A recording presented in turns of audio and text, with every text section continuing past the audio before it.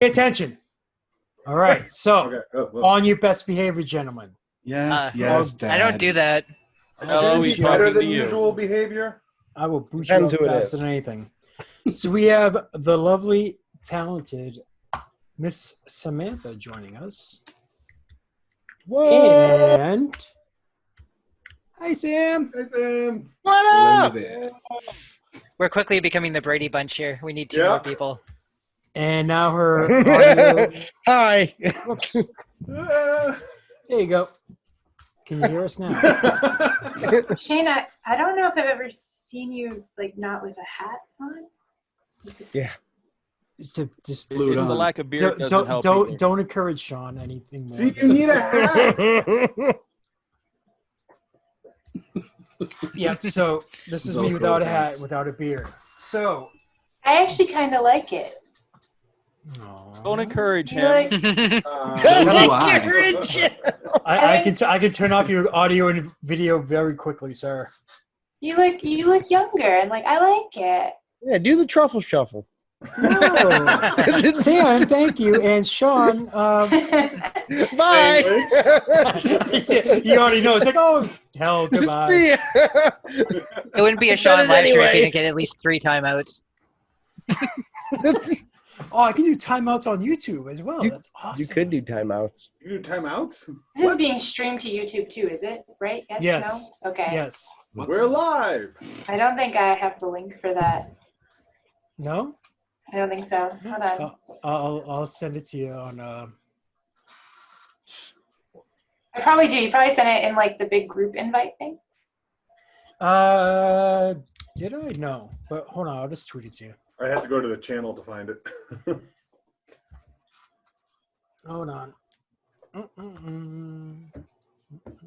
Mellow. Pyramid. How is everybody? Good. How are you? What have you been working on? You had your outdoor projects and you had your indoor projects, and then you did those masks. Yeah, I did. So, I built a greenhouse top for my raised bed gardens today. Oh, nice. sweet. Yeah, let's see if I can figure out technology to be able to share it. Carl. Did Carl just shut himself off? Yes, he did. now he just muted himself too. Carl. Ah, so you can't hear or see him now. Great. Oh, wait. Blue In screen. heaven. Isn't that the best way to experience He's Carl? ascended. Carl, don't walk into the light. Don't walk into the light, Carl. Boom. Now, my computer's being picky. Oh, wait, he's a ghost now. We can hear him still. Jesus? Oh, is that you? Noah. Build me a boat. Build me a boat. Kane, I want you to build me an ark. You just said a boat. And our kid's a boat. Sean could print the boat with that phenom back there.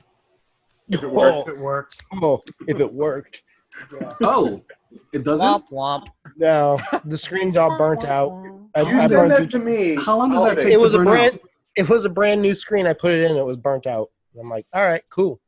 So now I don't have a screen, and they're like $100. So Just send It it to don't me. work. I'll fix it. Don't worry. I'll take care of it.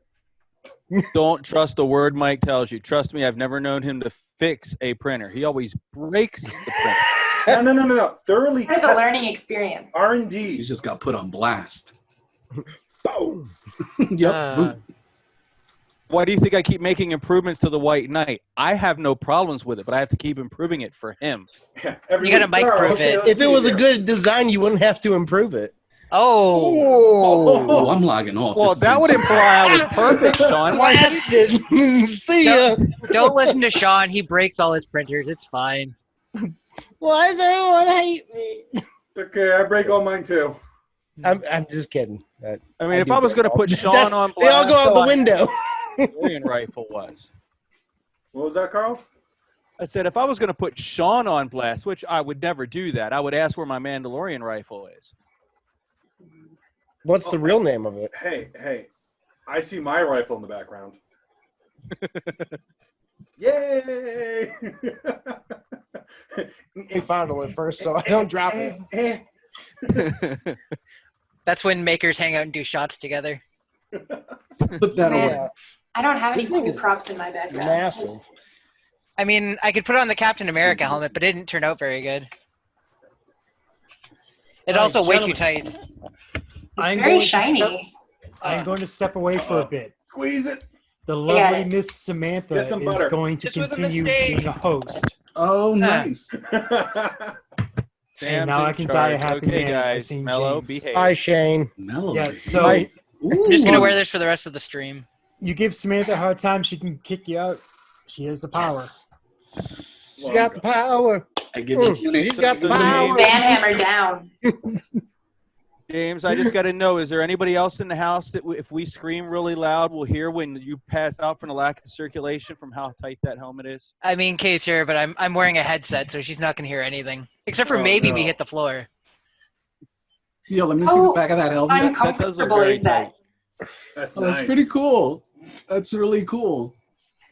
Is It turned out uncomfortable? okay. This was the very first prop I ever painted. I'm gonna take it off now. It hurts my face. Yeah, I can see that. You got your answer, Samantha. So like maybe like another 3% bigger, so you put some foam in there, make it breathable.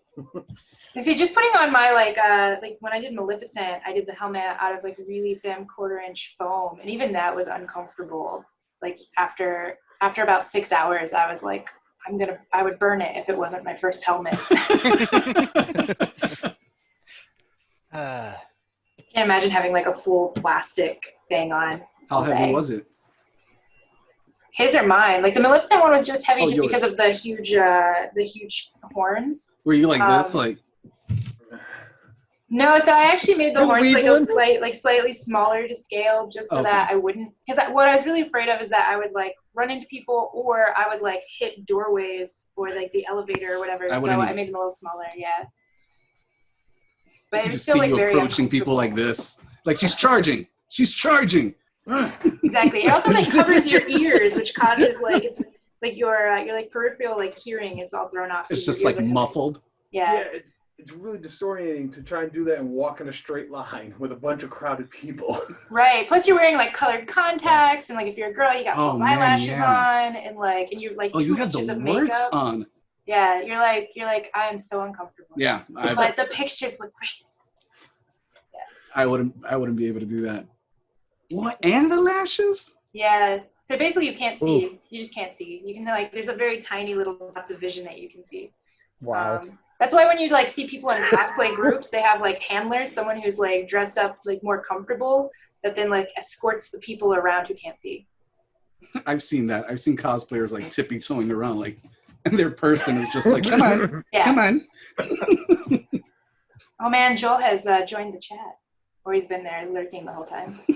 Uh-oh. Joel is always lurking somewhere. Uh-oh, troublemaker. He's everywhere. Let me know when he comes in so I can get out of here. Yeah. Mello, are you using OBS camera? I am using my Canon 60D. I don't It care looks what camera very you fancy. got. I was trying to use OBS camera to use my Sony A7S. Oh, excuse me. My OBS Um, camera didn't work it wasn't until I working. actually joined, and then I was able to select it. Otherwise, it just kept coming up blank. Well, see, I selected it and it came up blank, but I had this. Oh wait, do I have to hit streaming? Well, you have to turn on virtual cam in OBS. You may not have clicked start. Oh, Sean's been out of the game for a while. It's okay.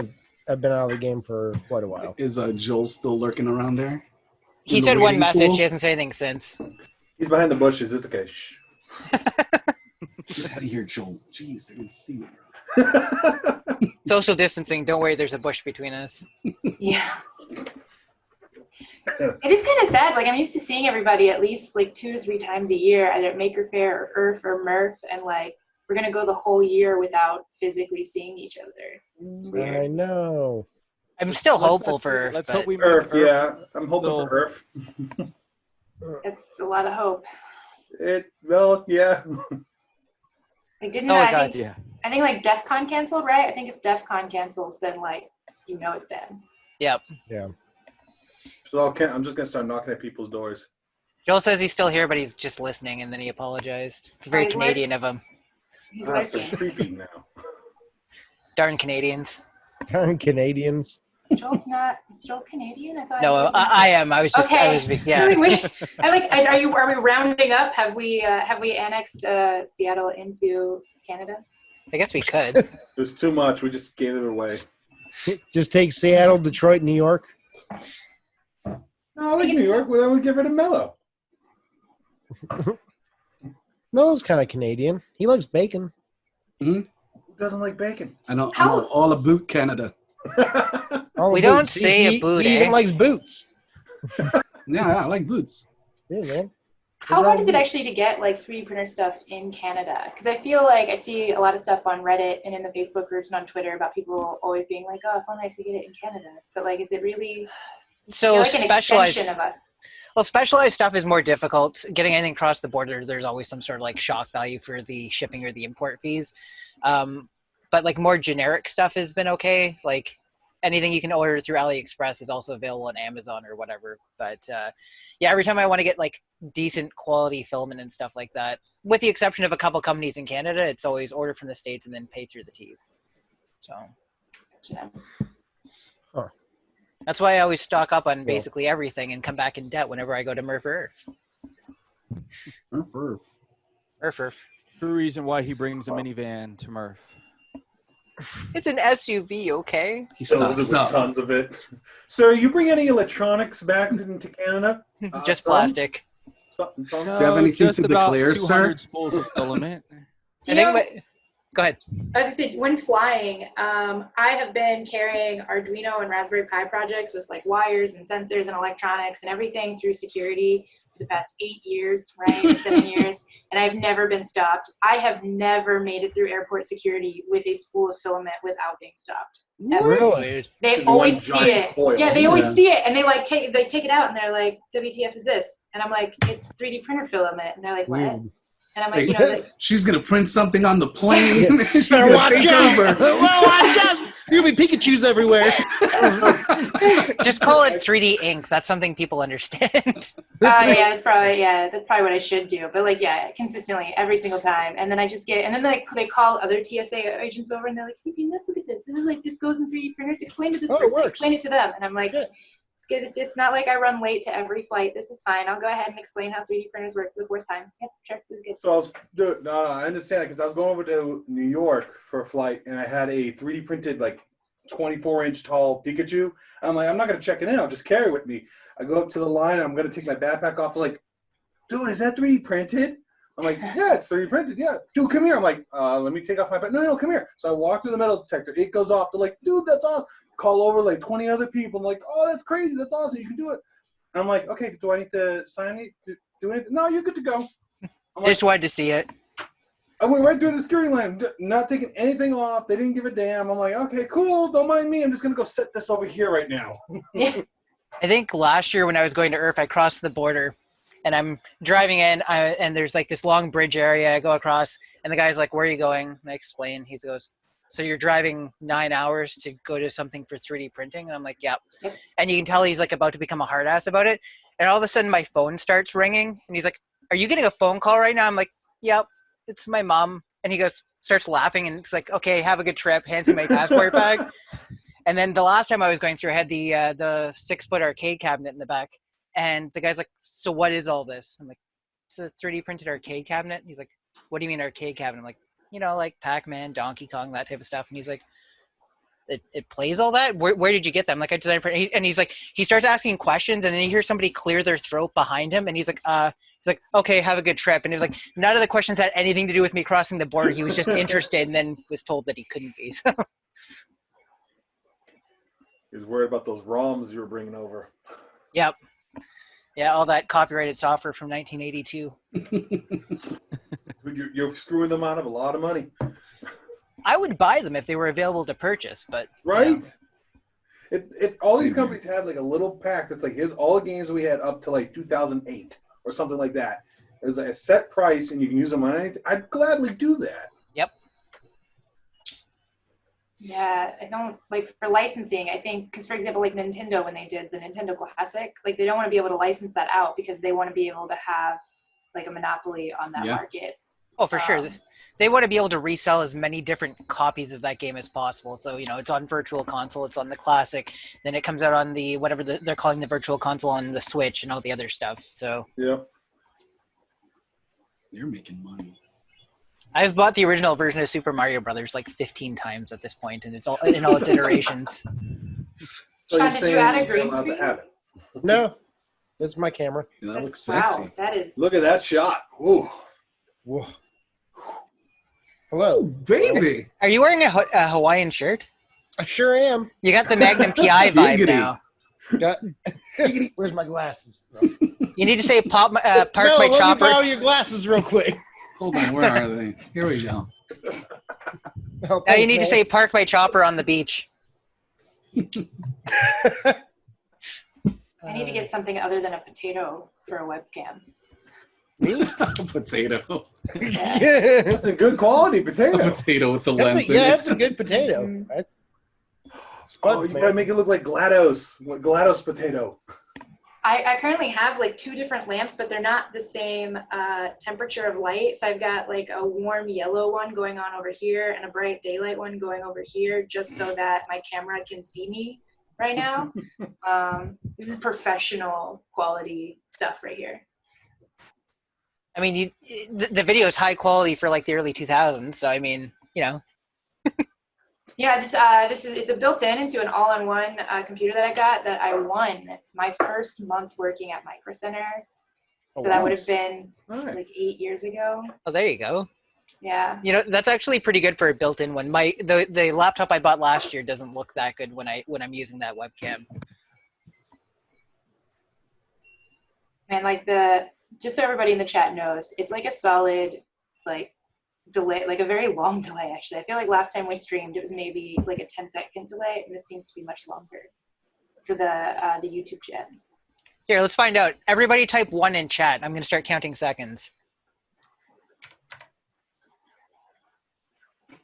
Of like how long it takes. I think really you need to see like how, I guess when you would say it on, because it's going to go in the chat before it hits the stream. 16 seconds before we got the first one back from somebody that's just in chat. Oh, okay, So. I see. Yeah. So that's good. So if you feel like we're being rude because we're not answering your questions, it's because we haven't read it yet because delays and stuff. or we just didn't want to read it. Shh, you're not supposed to tell them. That's the secret. Guys, the whole point of this stream is to pay attention to the chat. Do you not I care Twitch? about Oh, is you. that what, I'm is that what we're sorry. supposed to be doing? Yeah. It's supposed to be Hey bonding there, with- Now Chris Joel's gonna end up typing Travis. 2 or something. Joel loves to be different. So. You are supposed to be entertaining them. That means you have to pay attention to them. Love Hello, and care for 3D them. printing nerd. Oh, look, that's the answer to the life, the Why universe, is and everyone everything. typing 1? Oh, Sean. Joel had to 42. work twice as Really? hard to Man, type. you guys like your numerals. You poor unfortunate soul. Man, Sean, that's a sexy camera, bro. I know. Look at that. It's true. I feel inferior now. It's Samantha, like a let's go 6-year-old take it. Camera. Yeah. Come on. I'll help He lives you. in not my just- city. He lives in my city. I'm just gonna Oh, go go. get that. and- Oh, Go about get lights, that thing, man. man. Are you It's kidding all me? about the Get that. documentary lighting. You're like a Why 20-minute have drive to for burn me, that many Sean. filters on a Point lights, picture. man. Well worth it. Twitter. Well worth it. Go break into his house. He can't get within 6 feet of you to block you anyway. I know. I like to make him move back. I'll just like force myself to cough. Be like, The force field. Like, bring it on. Kill me now. It's like, anybody ever watch the show Community? yes, yeah. The episode where they've got the teacher's got the restraining order against Chang, and he keeps running around like he's got a force field at him.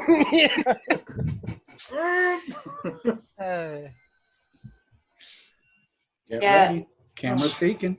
I know. I can so Oh, I can cameras see- and like editing, like video editing, and even audio stuff is kind of like a very like blind spot in my nerd like arsenal. Like I couldn't tell you much about any camera. Like I just ask my friends who do editing work. I'm like, tell me which camera to buy. Just send me the link on Amazon, and that is what I will buy.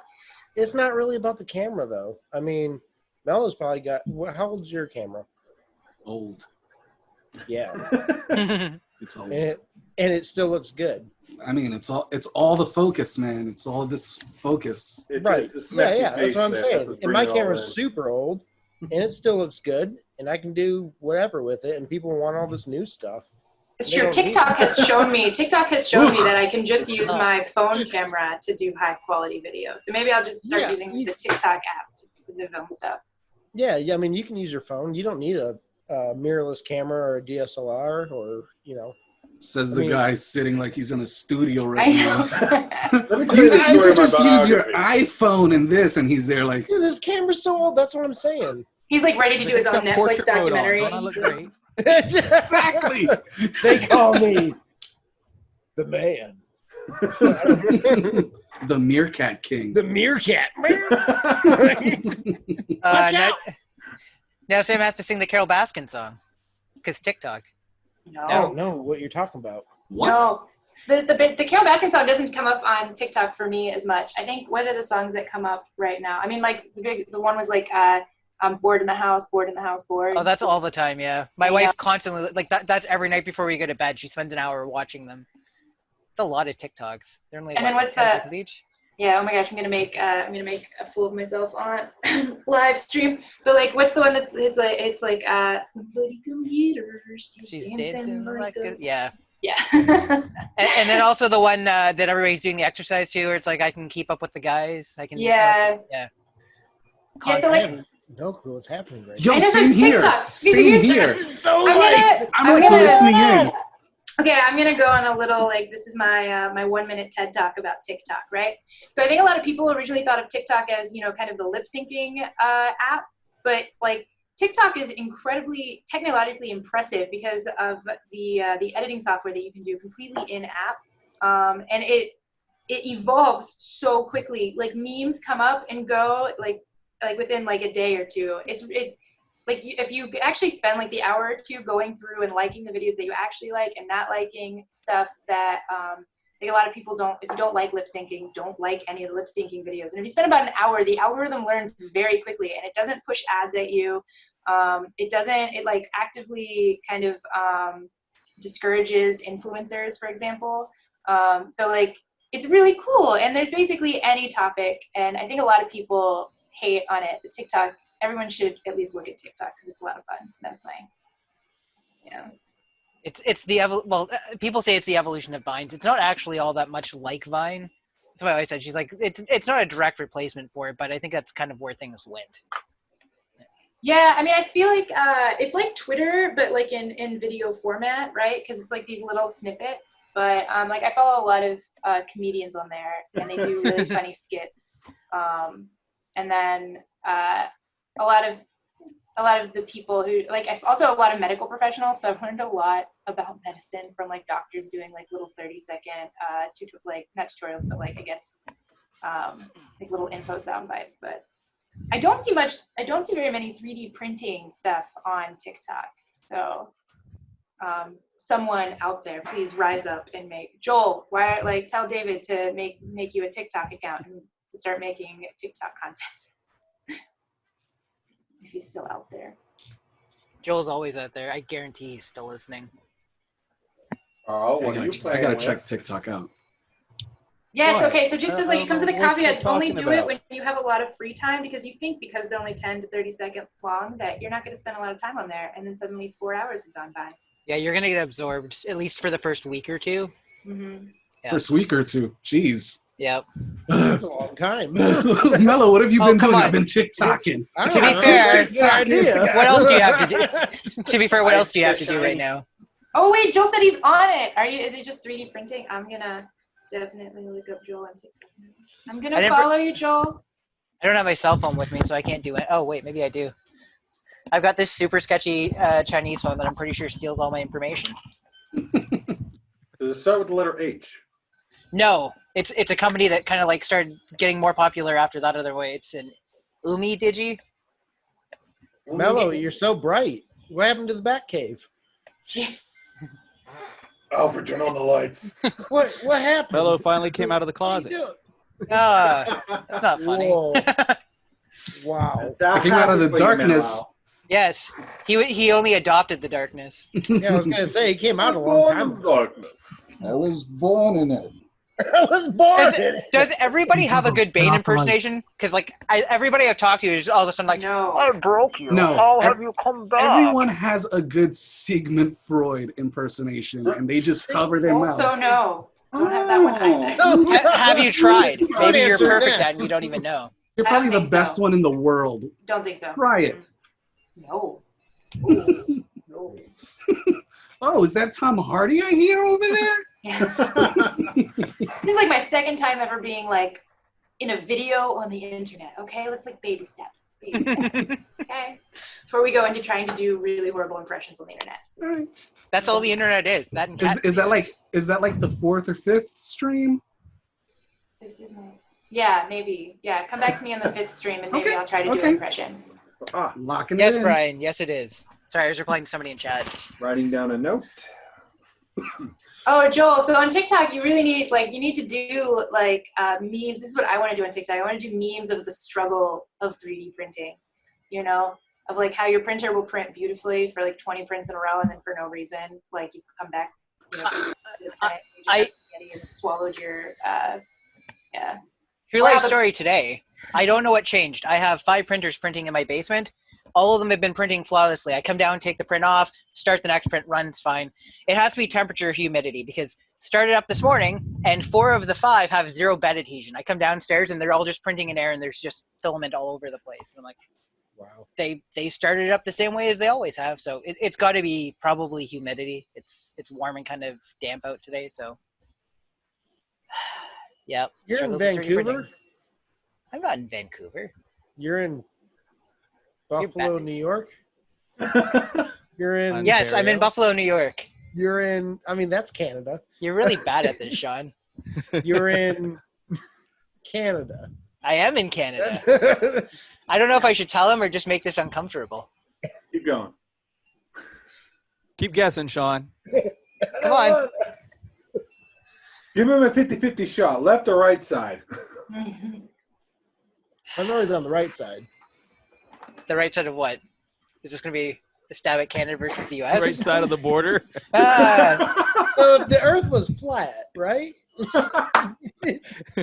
You'd be on the right side of the game board. North. You'd be like 31, 28, 43. I'm in somewhere. Ontario, Sean. I'm near Ottawa. Oh, well. Oh, I went to Ottawa a couple months ago. It's really pretty, and the river that snakes through there. They turned the river into a giant skating rink for I think it was only 22 days this year because of how mild it was. But yeah, you can skate the entire canal. It's pretty sweet. I've never done that because I'm fat and out of shape, but you could do that. What? I'm not saying urine. What the heck are you talking about? What? Now I'm saying chat. urine. See if you guys see what happens when you ignore the chat? What is it? What's happening? It turns to Brian Vines pee is chat. being rude. You keep saying urine? What the hell? He says that I'm keep. Why does Sean keep saying urine? You're Yeah, out. you're in Canada. Why wouldn't you say In urine? Buffalo. I don't know. Yeah, that's where you go pee in Buffalo. Chris from Practical Everyone's Printing loves That's loves where poutine. all the pipes lead to. It just plugs out in Buffalo. Actually, Niagara that's- Falls, duh.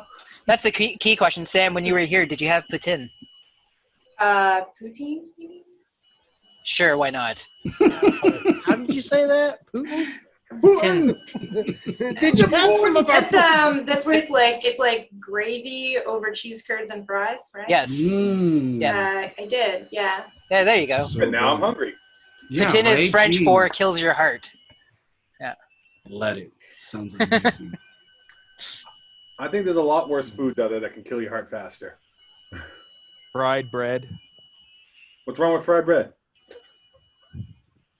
fried bread? Only if you Greased coat it with bread, sugar that's is it. good. Yeah. Wait, are you talking about like toast? No. I don't know how you're making toast, Bread, Sean, but that's wrong. vegetable I oil don't know and what you're fried. talking about. Fried. I'm trying to read the chat, and I'm not even in the. I'm sorry. Actually, Multitasking. You got to be able to talk and read the chat at the same time. Fried, Oh, Fried so I bread. don't fit your criteria. Thanks. I'll just leave. Fried water. Disco fries? Wait, in New Jersey it's called disco fries? What's disco fries? I don't care, but anything fries is good right now. Anything with potato, really. I want to know what Chili fries. disco fries are now. As long as they deliver, right, Mello? Whatever, man. I don't care. I'll go get something right now. I'm starving. I made French fries in the air fryer tonight. They turned out pretty good. I have French fries. You have an and air I have fryer? chili, and I have I do. cheese. Oh, There you go, chili cheese fries. gravy and mozzarella cheese on fries. Or for the vegan people, I have fries. How many? Have you guys reached the bread making part of quarantine yet? My wife has been baking nonstop. She's not quite overboard, but like muffins and yes, bread. And she started a sourdough starter or whatever. So she's now at the point where that can produce bread. I So don't know obviously, what to do with it. I saw everyone else making bread, right? So I like Google. I'm like, oh, we've been making it since like it's basically what helped civilization pop up, right? Bread, how hard can that be? And I Google it. It was such a they're like, you have to take this little starter and then you feed it and you let it go and you feed it and you let it go and then you do some other things and there's like all these calculations and then 2 weeks from now you can maybe make bread that will be shitty. And I'm like, oh, You can maybe make it. bread that shitty. Shippy, you say? Yeah, sorry. Yeah, I think we're supposed to be very. Oh! Did you say? I don't something care, it's not bad? my No, channel. I Yeah. said shippy. Anyway, and so I'm like, that's so Someone much, needs to go to church. so much work. I'm just gonna. They're closed right now. Thank God. But yeah, that's her routine. Every Not morning all she gets of up, them. she goes down and scoops out half of her starter, then she feeds it, and then it bubbles up and grows or whatever, and the next day she repeats it. And then eventually the thing is capable of producing bread without yeast. Is she doing a standard dough on it, or is she adding It's a sourdough one. Yeah, Okay. the sourdough is the one that's like popular, and that's the one that takes like 2 weeks where you feed it, and then like Yep. also you like have out the starter, right? Yeah, And every so day. you and then you just like waste like cups and cups of flour, which is why it's out everywhere because you've got all these people wasting flour by cutting their starter in half. Yep. But apparently there's like all these recipes that you can make with the inferior baby starter, I guess, instead of throwing it out, make rolls. Yeah, she's made she made some sort of flatbread, and she made pancakes and a couple other things with the like discard part. So So you guys have flour then at the grocery store. not the grocery store. We've ended up a lot of the restaurants around here have opened up their own little like we'll do your grocery order type thing, and Oh, they yeah? order from their suppliers. So you get the bulk stuff that Oh. they've sectioned out. So That's cool. Nice. yeah, so we need groceries. Kay puts in the order, and then they call you and like, okay, pick up in like this half-hour block. You go That's in, cool. pop your trunk. They come out, put it in the back of the car. You never have any interaction with them, and that's it. So what you're saying Awkward is you get, screams. so you're getting bricks of flour put on the back of your trunk, and you just drop it without even looking at anybody. Absolutely, yeah. And they tell you should sniff a little bit of it to make sure it's good quality. I don't really get it. Right, Do they rub it in their Always gums? sample the underside. Never sample just the top. Yeah. Oh no, yeah. Because the underside could be baking soda. You don't know. And now we're all banned from the next live stream. You're They welcome. like leave me out of it. Like exit you. Okay. Like, it's the one time Mello stays quiet because he's got so much more he can say. So much more. Shane, they're making Coke jokes. I'm uncomfortable. Unload I prefer Pepsi, but Yeah. I saved it. Yeah. Is that the one with the brown speckles? Don't be suspicious. Don't be suspicious. Don't be suspicious. Don't be. Sorry, if you've never been on TikTok, you don't understand. I think that was from Carl. Parks and Rec originally. Carl! Oh, God! Could have been. Oh wow! Oh, I love how like holographic that looks. Carl, It's can you Daft still Punk. talking that?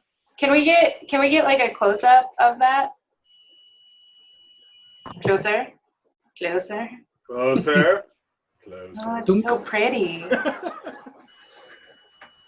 Was that? I can see what's on his screen. Carl, how many times did you paint Let's that? see if it works. Yeah. How many times did you buff that? Oh, We're I gonna forgot find out it's not Carl 3D was printed. He just bought it. Yeah. He just bought it. No, he did a good job. Yeah. It's C-3PO. I love Star Trek. No, it's a Terminator. Leave it alone. It's a tank. Let's see, and now your audio gets muted. Oh, God. Carl's turned into RoboCop. Oh, womp womp. He's one of those gladiator guys, though. Right? It's sad you can reference so many movies from it. Because it's the most unoriginal costume design ever. Yeah, let's make it the helmet, put a key in, and that's it. Good. I like it. The original. Have you guys seen the original drawings for Boba Fett? The original artwork. You need to look. He's all white, and he's got his helmet just is badass. Like, it's so awesome. You need to look it up. Yeah, I can screen share. It's not really important. Screen share. But Make sure to close out anything that's not allowed on the stream. It's like What are she's you met saying? Sean What are you before. trying to say there, Samantha? You saying I got some pornographies up here? I'm saying that Sean, I'm saying I was told, okay? I was given explicit instructions to keep it family friendly. Yep. Blame it on Shane. Have you seen who's in the chat? On the call right now? Doesn't, but like if people will come back, maybe like some kid will come, looking for 3D printing stuff, and we'll see it later. It just gotta be, just keep Mom, check this video out. Skip this hour. We'll put a warning saying skip this hour right here if you know that. I'm just gonna skip that. I'm gonna screen share. There you go. I don't want to do it anymore. I'm gonna be completely honest. Making the Star Trek versus Star Wars joke hurts. I have way too many Star Trek collectibles here. It's even got magnets. Look at this. Check it out. That's nice. What? It's got magnets, so you can separate the saucer section. You know that, like, that was a frisbee. You could just like pull it out. anything's a frisbee if you're brave enough. You're not wrong. Frisbee. Not wrong. You can dodge a saucer section. You can dodge a ball. I don't have any frisbee disc-shaped things in my immediate vicinity. I'll use the screen from the Ninja Turtles arcade cabinet. That's pretty frisbee-ish. Oh, nice. Yep. I got a top hat Why do we just Look at that. for a while? with a Why does it have a Pinocchio creepy mask thing on it? what? It's from Not? Clockwork Orange. It's my. That's Clockwork definitely a Orange movie we should talk about in cosplay. this stream. Nope. I saw. Hey, Malcolm McDowell was in Community. We've been rewatching Community because they just put it on Netflix. So Yeah, same here. Yeah, so love that I started watching it, and then I saw like the follow up Tiger King episode, and I was like, why does this host guy look so familiar? I've seen him before, and then I was like, oh, it's the guy from Community. I haven't actually watched it yet. from who? Which guy from Community is hosting Tiger King? The main character. Oh, Jeff. What's Yeah, his Mikhail name? or something like that. Yeah, that's the guy. That's him. The guy that he's a kind of a douchebag. I I mean, don't know. Like he just came off like a. he's definitely his character in the show. No, That's but I 3D mean, like printed too, right, Kyle? in the Tiger Yeah, King. all interview. 3D printed. Yeah. Are you gonna play as a song? No, because I can't play guitar. I Why do don't you understand. have one then? I have a Because guitar. I wanted and to can't prove play it could be all 3D printed. Technically, the first guy. who But made a somebody guitar already played did that. guitar.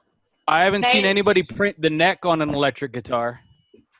I've seen acoustics, See? but I haven't seen anybody do a neck on electric because no one wants to do the metal strings. Are you gonna pretend to play? Strum it. I love this part of Back to the Future. Ah, he's muted his mic again. His awesome Do you, music. if you like, since it's streaming and we're not there personally, you could just like play something on like through the video, like through the audio, and then just pretend to be playing it. We would never know. He We would starts just playing be like, Piano Man. I should have kicked up Hendrix Voodoo Child and just rocked out to it, but I don't think even I could fake that one. I would have believed you. I'm very gullible. I mean, all you gotta do is wiggle your Gullible's fingers. not even in the dictionary.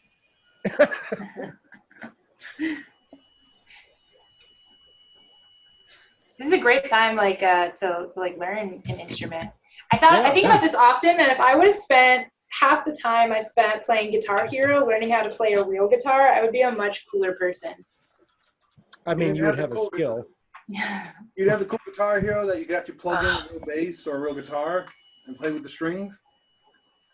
I have the Sorry. world's coolest instrument. It's an accordion meets a keyboard. where you Oh, God. blow through the hose. Oh no! Yeah. No, Carl, you're killing me. Do it. Play it. Play it. Play it. Carl, you're killing me, bro. No! You're killing me. That stance, you're just there, like, just with that blank face. You're like, Is that Carl's theme song? I think Carl's theme song would be like the theme song from Top Gun. Carl, put the helmet on. Yeah. Helmet Play the guitar. and the Welcome, guitar. Aaron. If he puts on the helmet, I'll play Star Wars. Aaron. Aaron has joined the chat. Hello, Adam. Aaron. Aaron. Hi. Hello. Hey, Aaron. Hey, Ron. Can you hear me all right? Yes. We can. Sweet. So I got a quick question. Has anyone worn any of the 3D printed stuff out as a mask yet and get a lot of cool looks? No. Cool looks. Is that what you think I those haven't been are? out of my apartment. Yeah, cool looks. They're like, oh, that's nice. Security. I wear my sewn masks out into the world. I ran out of masks, so I was like, you know what? This works the same, right? I'll put a little piece of plastic here. It's the same thing. Blocks it, mask. Good. Yeah, I got stopped at the bank. Well, yeah, it's because you tried going into a bank. Wait. I got stopped to ask what it is, and then they said, cool. All right, go in. And I bet you handed the teller a note. Right? No. Because she wouldn't be able to hear you. No, I just started putting the gloves on real quick, like, hey, can I get some help? I need to make a withdrawal. I haven't dared to go to Walmart yet since all this happened. I keep going to the local shop down the street, but if I have to go to Walmart, I'm wearing the Mandalorian mask just because crazy people Why not? whatever to I got some Walmart, so I figure I'll fit right in. I've mostly, like any additional shopping I do, I've mostly done at pharmacies because people are avoiding them for obvious reasons. But so I go there and there'll be like 4 or 5 people there, and I feel far less at risk than waiting in line for 2 hours to get into a grocery store. Yeah, you drive by Walmart here and the parking lot's packed. I drive down to the Dollar General half a mile down the street and there's 2 cars in the parking lot. Let me think about that a second. I'll take my exposure risk at Dollar General. Are they limiting the number of people allowed in the store where you guys are? Yeah. Yep. Yeah, it's supposed to be 50% of the fire capacity or whatever, but sounds about right. That's still a lot in Walmart. We got a lot of like pushback because a lot like Kroger and places like that are doing it so that you like can't bring your kids in. It's like one person per cart. Yeah, So that's happening here too. Because a lot of people were like going into Kroger was like their family field trip. And that's so, not really what it's. There's the other side of that too, because like you'll get people where it's like single mother or whatever. Like, what are you supposed to do with your kids while you're there then? So. Yeah, well, that's why like ideally like if they could get the click list stuff working fast enough. But yep. I've been doing I've been doing the deliveries from Kroger, and the last one they're normally good about it. And I live on the 3rd floor, so I mean, I guess it's a ways to walk. But the last guy I had, he was just, I mean, you could hear him screaming up the stairs and cussing and whatever. Go up these damn stairs, blah blah blah. And I'm like, I can hear him. I mean, it's an apartment. It's got thin walls, and so I yell at him, I'm like, why are you bitching? And no bad words, no bad words, Sean. Is that a bad word? There's witches in your building? Yeah, man. That's like scary, man. 3 witches up in here. They be doing some weird stuff. Sean, I can send you some links to some of the local delivery places. Okay. That work like deliver like for fairly inexpensive. Like instead of it coming from Kroger, it comes from like local farmers and stuff. Oh yeah. Oh yeah, that'd be better. Way better. And you don't have to schedule it out, like a week and a half. So I will send some of those for you. Hold on, Samantha. Hey. And she'll only send you that info when you give her that camera. Yeah. When I do what? You can dead drop it on my porch, please. I missed it. The camera. She wants your camera. You just sold your camera. My camera? You got a camera, Mr. Bond. You have a camera? Take it. Take everything. I don't care. Yes, 1 camera for half a dozen eggs. For half a dozen eggs no, half- and one chicken. half a roll of toilet paper. I will bring you one roll of toilet paper, but it's nice toilet paper. It's Charmin Ultra. Oh, Three can ply you or just bring four me ply? a sheet? That's I can tri-ply just- right there.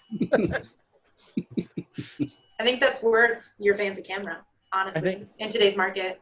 Yeah. It's like a 6-year-old camera. Wait, Nikon? The lens you is go. from 1945, so Is it a Nikon or a literally worth $300. Everything. Yeah, that's a roll of toilet paper. Yeah, it's a roll of nice toilet paper. I was on a Zoom stream the other day where someone's like, if you send me a roll of, like, one roll of toilet paper, I will send you homemade jam. And I'm like, yes, I love this barter. Mhm. My company sells a big jumbo Make roll, some so I'm jam. good.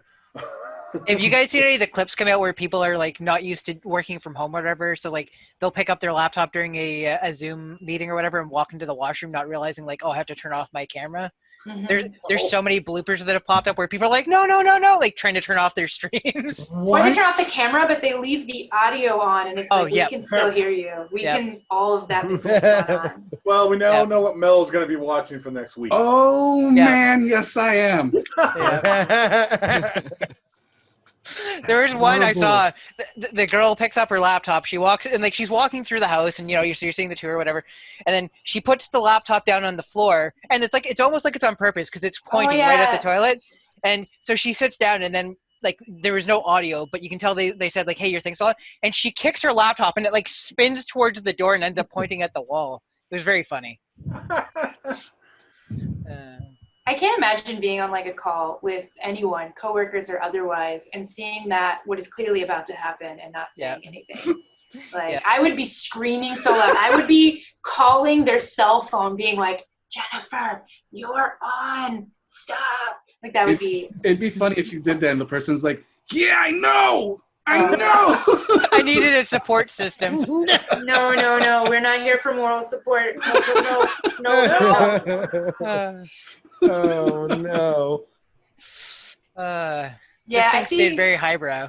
I see a lot of people struggling because I worked from home for like the past year and a half, and I think like trying to stay on task or like especially people with like pets and their pets aren't used to them being home, right? And like not knowing that they're like my cat is really needy during the day. Yep. And they want to be like on like like on your lap or on your keyboard or they'll knock stuff off or like whatever. Yeah, it's like. Both of my cats have this one thing they do where they'll come up and they'll be like looking for pets, and then they get this look in their eye and they just flop over. And it doesn't matter what's behind them, what they knock off. I was sitting there the other day. The one cat's like, I'm like, no, I'm working. It goes right next to the can of pop I've got and then just flips into it and it sends it flying over or onto the ground. Cats are jerks. Cats are jerks. They Yeah. are, yeah. Immediately before I couldn't pick it up actually because I didn't want to be late for the stream. My cat literally like looked at me and then knocked my succulent off of the windowsill. Oh. Yep. Yep, that's how life of owning a cat. I'll stick to turtles. You The like other day turtles?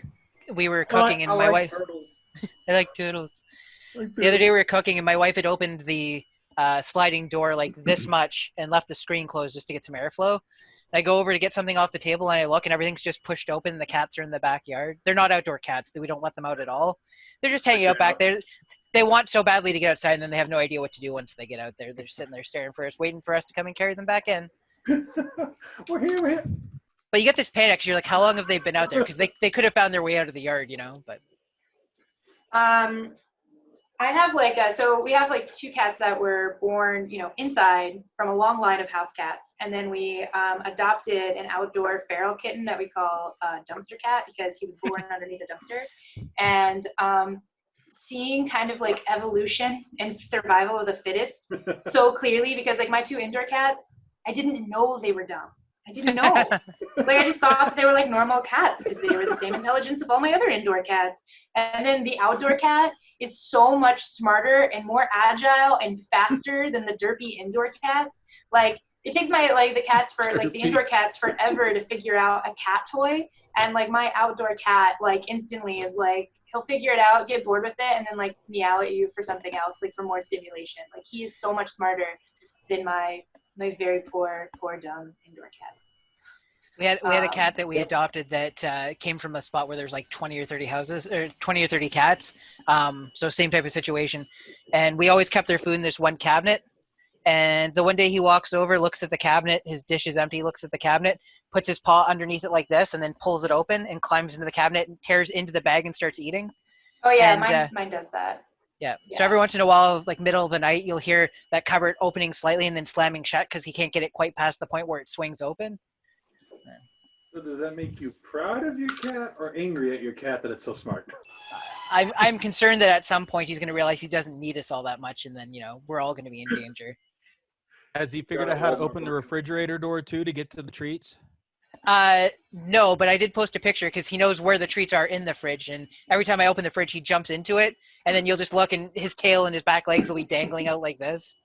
I guess I told you on that tweet, just close the door and wait till you hear him crying. He won't do it again. I am worried that I will do that as a punishment type thing for 30 seconds so he won't do it again and then forget. And then, All right, guys. Matt and Joe just joined the chat. Sorry if you guys were waiting for me. I just now saw noticed that you were in there. So sorry if you guys were waiting for a while. Oh, we're good. I'm a bad hostess. All right, Brady Bunch family, I'm going to head out. I too have to shove off. I had something else at 8 o'clock. Bye. Thanks for hanging out. Thanks for the chat. Bye. Bye, everyone. I hope the rest That's of you me have kissing all the a. boxes.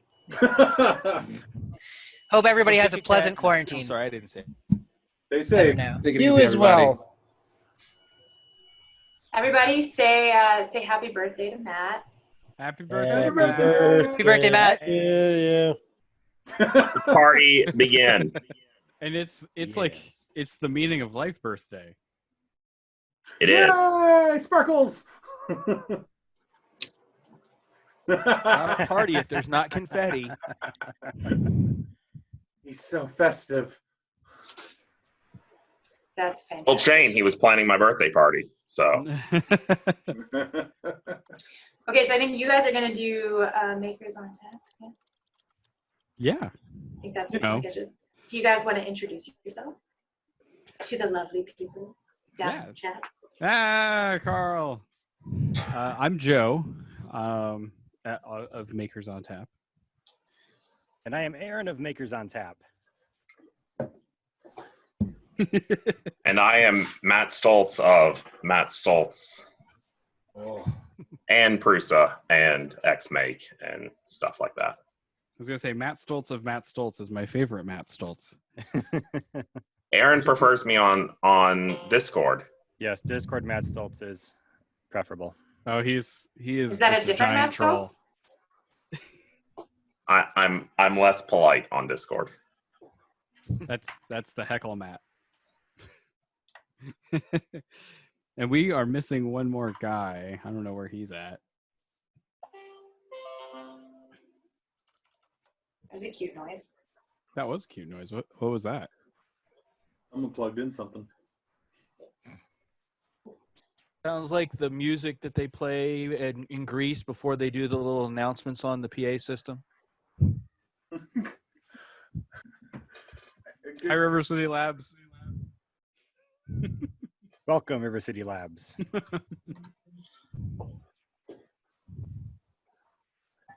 Wake up, Sean. Hi. No, I'm reading. Literature is right here. Aaron, what you drinking? What you drinking, Aaron? Hi. He's not supposed to be drinking anything because Shane doesn't want anyone drinking because I the saw a kiddies slushie. might watch YouTube. I saw a green slushy. It was totally a slushy with some olive It's garnish. not my rule. Also, Mike, Carl, and Sean, I'm gonna politely ask you to give the floor to the new guy. You can come back later. This is just like the only. I'm so sorry. I'm so sorry. Hang on. Before Carl leaves, I have questions. How are the belt printers? How are you? How are things? Really, you waited this entire. Kidding. Oh, Sean. The belt printers are doing good. Yeah. Is there a smaller one? Been printing Mandalorian armor. Been printing a guitar. Printing a mock-up guitar. Awesome. Printed a few swords. and covers. Nice. Very shiny. Mike wishes he could get his dialed in so he could print nice stuff like this, but he just keeps breaking his. And, Yes. unfortunately now Good we're at on testing quarantine, so I printers. can't even fix it for him.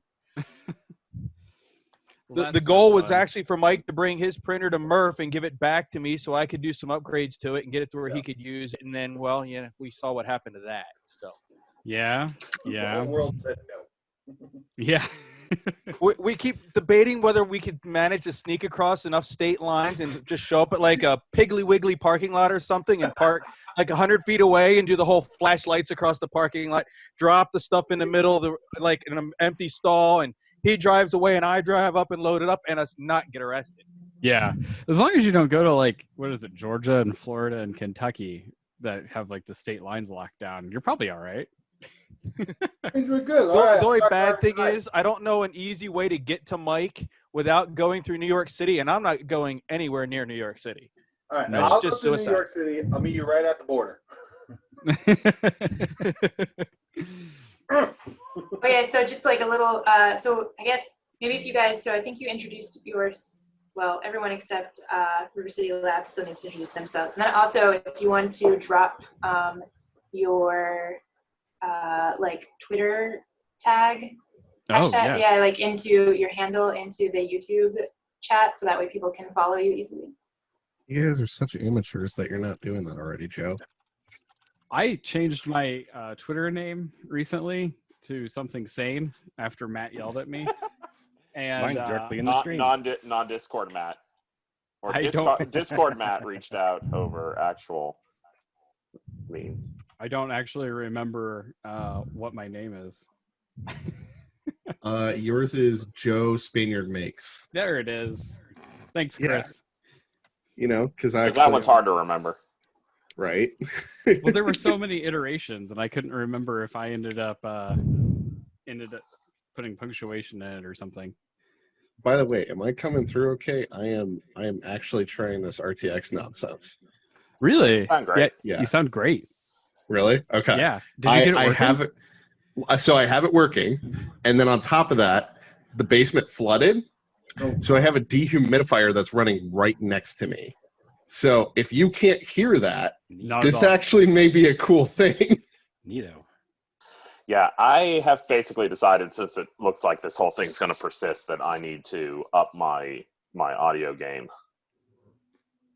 Yeah, I mean, like most of the stuff you can order online, and it's pretty easy to assemble and put all together. And I mean, it's really like 2 or 3 parts. Like, get yourself a mixer, get yourself an XLR mic, and that's about it. I actually have a really nice ribbon mic that I built and did a review on, but I need a preamp for it to make it actually sound decent. So I'm trying to decide if I just want to get like some half decent, just straight off the shelf mic and you know.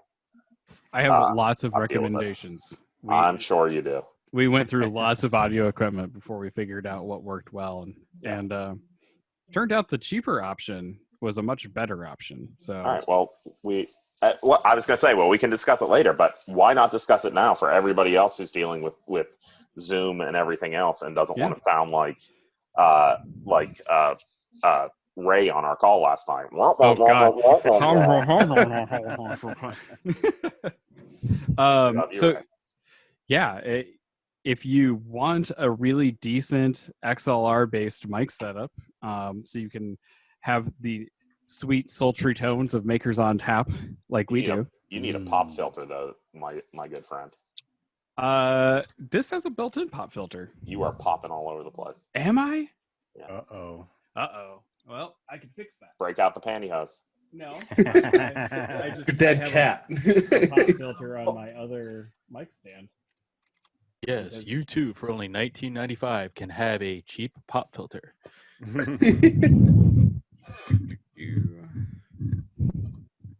I looked up YouTube equipment on Amazon, and then I just bought the ring light, the camera, and then the boom mic that was recommended.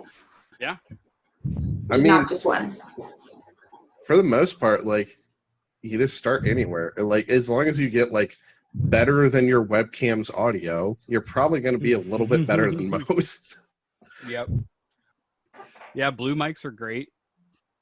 They have an inherent hiss that you can never get rid of unless apparently you have RTX voice, which I wonder if that kills noise floor. I don't know yet. We worked so hard to kill that, and maybe we didn't need to now. I don't know. I have a UR22 MK2 from Steinberg for a mic interface, and it was like $70 cheaper than the Scarlets that we were going with initially, and it's so much better. So I highly recommend this Steinberg UR22 for a microphone interface. Mike, do you have like? Is that a treble mic? I was gonna say Mike can go out in a full hurricane there and not have to worry about any. Yeah. He's got the dead cat plus the pop filter and. Well, my buddy and I were trying to do podcasts. He's like, Mike's picking up everything and was surrounded in a tile-filled room. Yeah. Oof. Yep. So I'm like, that is the problem with blue mics. You can hear the ghosts in the room. Well, that's just it. Because he's like, well, my little cheap microphone I bought on Amazon. I'm like, of course it is, because it's not going to be able to pick up anything. I can hear a mosquito fart. Yeah. I just figure, anyone I talk to should, experience the full rich bassiness of my voice. And oh, you got a magical voice, my man. I have a face for radio and a voice for one too. So.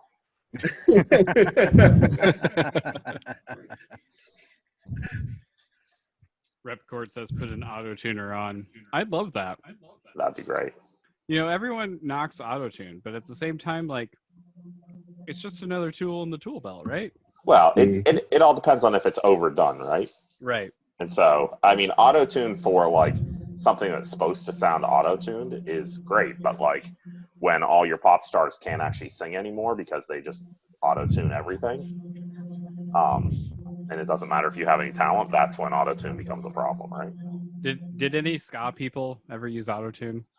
Oh, I'm sure. Yeah. I mean, yeah. Like, I want to say the Money Money Boss Tones used a little bit in one of theirs. I can't remember which one it is off the top of my head. I'm trying to think of anything, but I mean, Real Big Fish has some weird stuff out there too. Yeah. But they're just so fun. They could do whatever they want. Yeah, exactly. Oh yeah, them, the Aquabats. Man, we gonna get on Ska Rant because I'm here for it. You apparently aren't following my Twitter stream, so. Oh, true. Matt we has need to been be even more best friends. Ska recommendations. Yes, I'm giving out daily ska tunes for everyone to get through quarantine. So. Oh hell yeah! I'm really enjoying it. It's hard to tell because like most people have stopped replying to anything, and so I'm like, are they just ignoring this and hoping I'll stop, or Someone has like a feedback. What just happened? Nice, Carl. Carl just took over the stream, apparently. Carl. Keep the stream so I can finish my pizza real quick, Carl. Someone's echoing. Well, I heard Pooch was in the room, and I feedback. almost forgot the biggest project I was printing. This is the spool cart we're gonna enter to beat Pooch next time. We MidKnight put Racer. full shell around it to protect me, and there's a space in the back that Mike can stand in with a battle axe if Pooch tries to hit my cart or anything like that. I figure I'll be safe. Expensive weapons. I'm here for it. Carl, you look so happy. That was the look I'm going to give Pooch if he tries to get near us.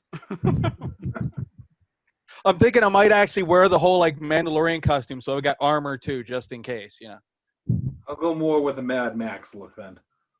You going to give yourself a mohawk too? If I have any hair left, yeah, sure. Are those 3 kilogram spools? The front are the 2.5. The back one, I only have one right now, so there's actually like 2.5 ones on the other side holding it up. Mike has the other 3 10K spools. I need to finish it. But 10K, 4 10Ks in the back and 2 2.5s in the front. Excellent. It's crazy. Pooch Man, it's says gonna be fun. Melee weapons are for suckers. Oh, I can build a cannon real quick. What 3D printed thing do you get to shoot out of your cannon? Is it just a bunch of benchies, like a Gatling gun of benchies? Well, I do want to build a what's it called, a howitzer that actually shoots like the yoga mat, freaking those little whatever you use to roll on your back, that size. That's what I want to end up doing. Basically, put a baseball launcher in it and see what I can shoot. All right.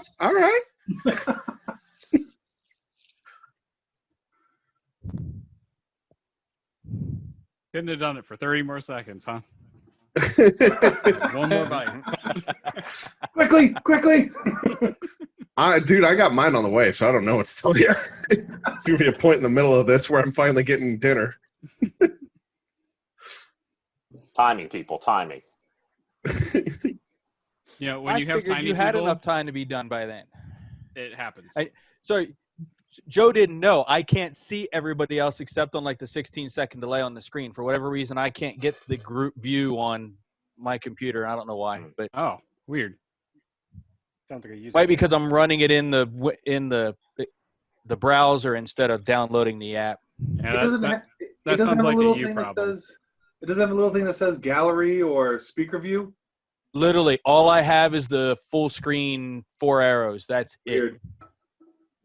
And the stupid little window of me that I can put anywhere on the screen. But yeah, there's nothing behind it. Weird. Aaron, I thought you were in Illinois, not like at the beach, rocking the tank top there. yeah, yourself Michelle. in the.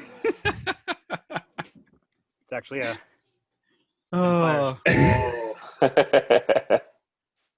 Back from when I lifted a little bit. There's a whole funny story about Aaron and sleeves. Oh, yes. That we'll leave off of this stream because we were asked to keep it family friendly.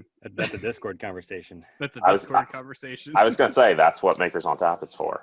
Right? I feel very left out of this. Didn't I see that earlier? Sam, you saying you don't lift? What the hell? Do I look like I lift? No, I have little T-Rex arms. I can barely lift up like tiny, like this is too much exertion for me. No. You gotta drink half of it with a straw, then you can lift it up. No, I don't like to exercise. It's not recommended to anybody. It's very visible. Yeah, I tried going running, and I got to like the third day, and I was like, why am I not super fit yet? This isn't worth it. Patience is a virtue I lack. Yeah. It's not working. What the heck? I know. Takes like a year of commitment to like once you hit the point where you're like, I like this. Running is a good idea. Then something will come up in your life which will take that time away from you, and then it'll just be terrible again. Yeah, 3D printing. 3D printing about 5 years ago. Yep. I think running is kind of like parenthood. Like people who really get into running, like tell everybody else how great it is because they want everyone else to be as miserable as them. And so, oh yeah, having kids is great. You should have like 6. Yeah, I think the same goes for, like really restrictive diets. People are always like, yeah, like just basically give up everything tasty. It's great. You should do it. And I'm like, which is because they want to be able to go out to eat with you and not like absolutely crave all the food that you're eating. And so, just give in to the carbs. Yeah, just give in. Get the extra Give in to the carbs. Yes. The carb side. Dunkin' Donuts started carrying those green coffees. My first thought when I saw one was like, oh, did they start doing some sort of like shamrock coffee or whatever? And they're like, no, that's the healthy green stuff. I'm like, yeah. Matcha. Oh, matcha? If it's matcha, I love matcha. It's actually pretty good in the latte. They don't put it too strong. I do cold brew coffee at home because it's like coffee concentrate. Mm-hmm. So it's like drinking, and like it's less bitter, and it's not as bad if you have acid reflux. So it's really easy to make. You literally just put it like a bunch of coffee into a pitcher with water and wait 3 days. We need to have Yoey here for coffee talk. It's the 3 days though. I want the coffee now. I know, but like once you just have to get like a cycle, right? Like once you have a cycle, then it's always available. Like you have one on deck and making when like the other one is available. I really envy you people that can schedule things like that. Hold on, wait. You brew beer? No. Yeah, that's. I thought you did. No. Oh, I I would thought love you to see talked Joe about brew beer. Like our space has You would brewed just a forget all the couple things. times. You know what would happen if I brewed beer? It would be amazing. Because I'd get so into it, and we'd have an automated brew setup.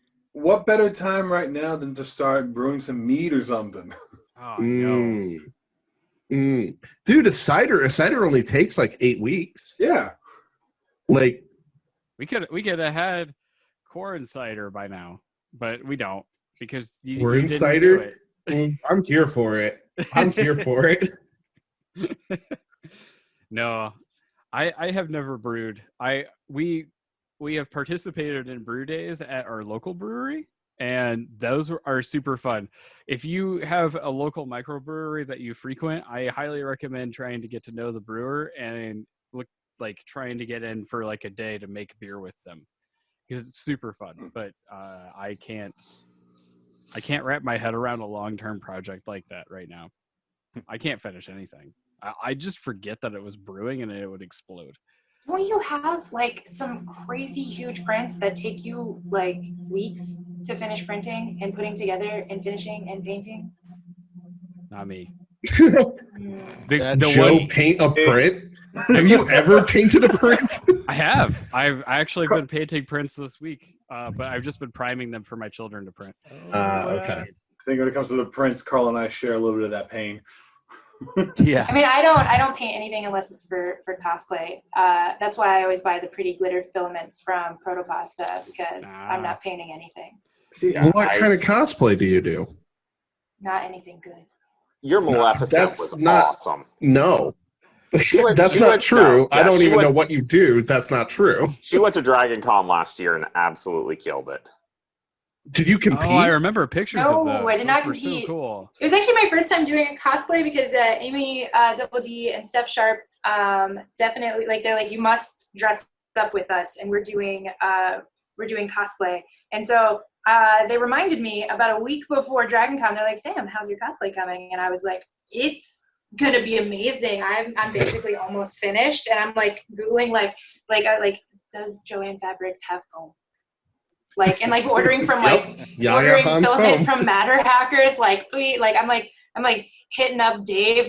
Please express ship this. I must have it immediately. I was printing stuff up to the point that I had to leave to go to the airport. You and I are the same. Welcome to every cosplayer's life. I mean, we were at C2 this year, and we were building stuff in the hotel room. Yeah, I was doing that too. Apparently, that's just part of cosplay life. But I remember Steph. No, it absolutely is. Steph was like, "How's it going?" And I'm like, "Yeah, the only thing I got left to do is my foam." And she's like, "You only have 3 days." And I'm like, "Yeah, but it's just foam. It won't take that long." And she's like, "Yes, it will." Oh, there's so many viewers. Oh my God, foam! You have to you cut it, then you have to sand it, then you have to seal it, then prime it, and then you have to heat treat it, and then that's all of this stuff before you even get to paint anything. I'm like, and then figure out how you're gonna attach it. And only certain bonding agents work with foam. Although I realized through experimentation that you can sew foam, and so for I'm always gonna do seams that way from now on. Forget the bonding cement. I'm just gonna sew things. But what contact cement is great, but it takes a trick, and it takes a little bit to get used to. My partner is a foam fanatic, and they are freaking amazing. You should have them bring down the Wonder Woman thing that they've been working on and show it off on the stream because it's amazing. The corset or the whatever the entire they've been armor. Posting on Instagram that has all the siping and everything. That you have to actually look at their Instagram to know which one they're talking about. I don't look at my partner's Instagram. Oh man, it's awesome. But yeah, Sam, if you put that entire thing together in a week, then that's crazy. And I can't wait to see what you do when you spend more time.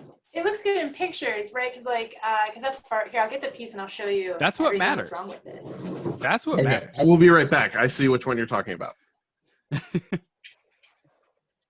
Yeah, I can't imagine. I've spent weeks sanding and painting on the Mando costume. I was thinking I was going to have it ready for Murph. I was kind of glad all this happened because for the costume anyway, because I'll be lucky to have it done by Earth at this rate.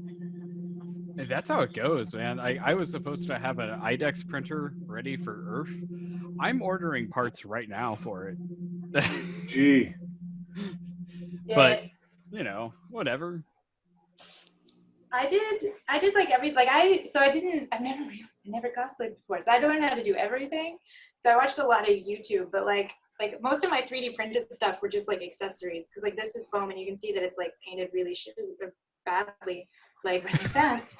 And then I'm like just like I'm gonna put these neon 3D printed jewel things that I just made in Tinkercad and then made them different sizes to like distract people so that they would look at my bright neon. The shiny. Yeah, exactly. Like, please look at this and not this. Yeah, it was fun.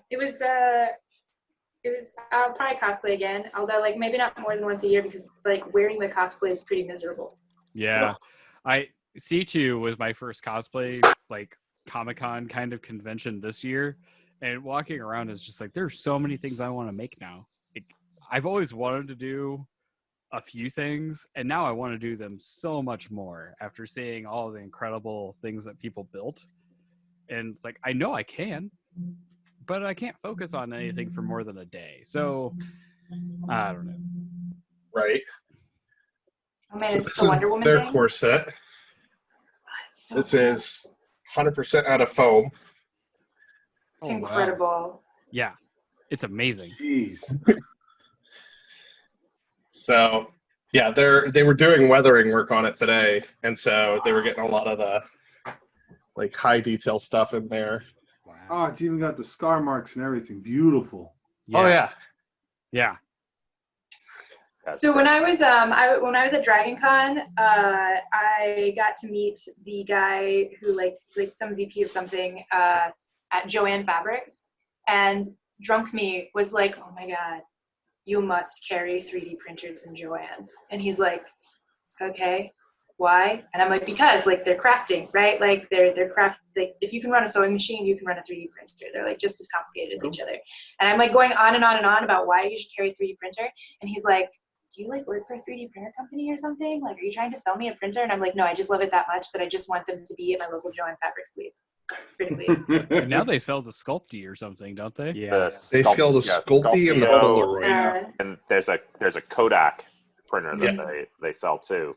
I'm surprised that they don't sell, because they sell Silhouette products. So I'm surprised that they aren't selling the Silhouette Aria or whatever the name of that thing is. I was disappointed that they have an entire aisle, because like they're based out of here in Ohio, so we get their new testing layouts and stuff. And so like the new layout has an entire aisle dedicated to Glowforge laser printer or laser cutter materials. Really? But they don't sell Glowforge, like the actual, like the Glowforge units.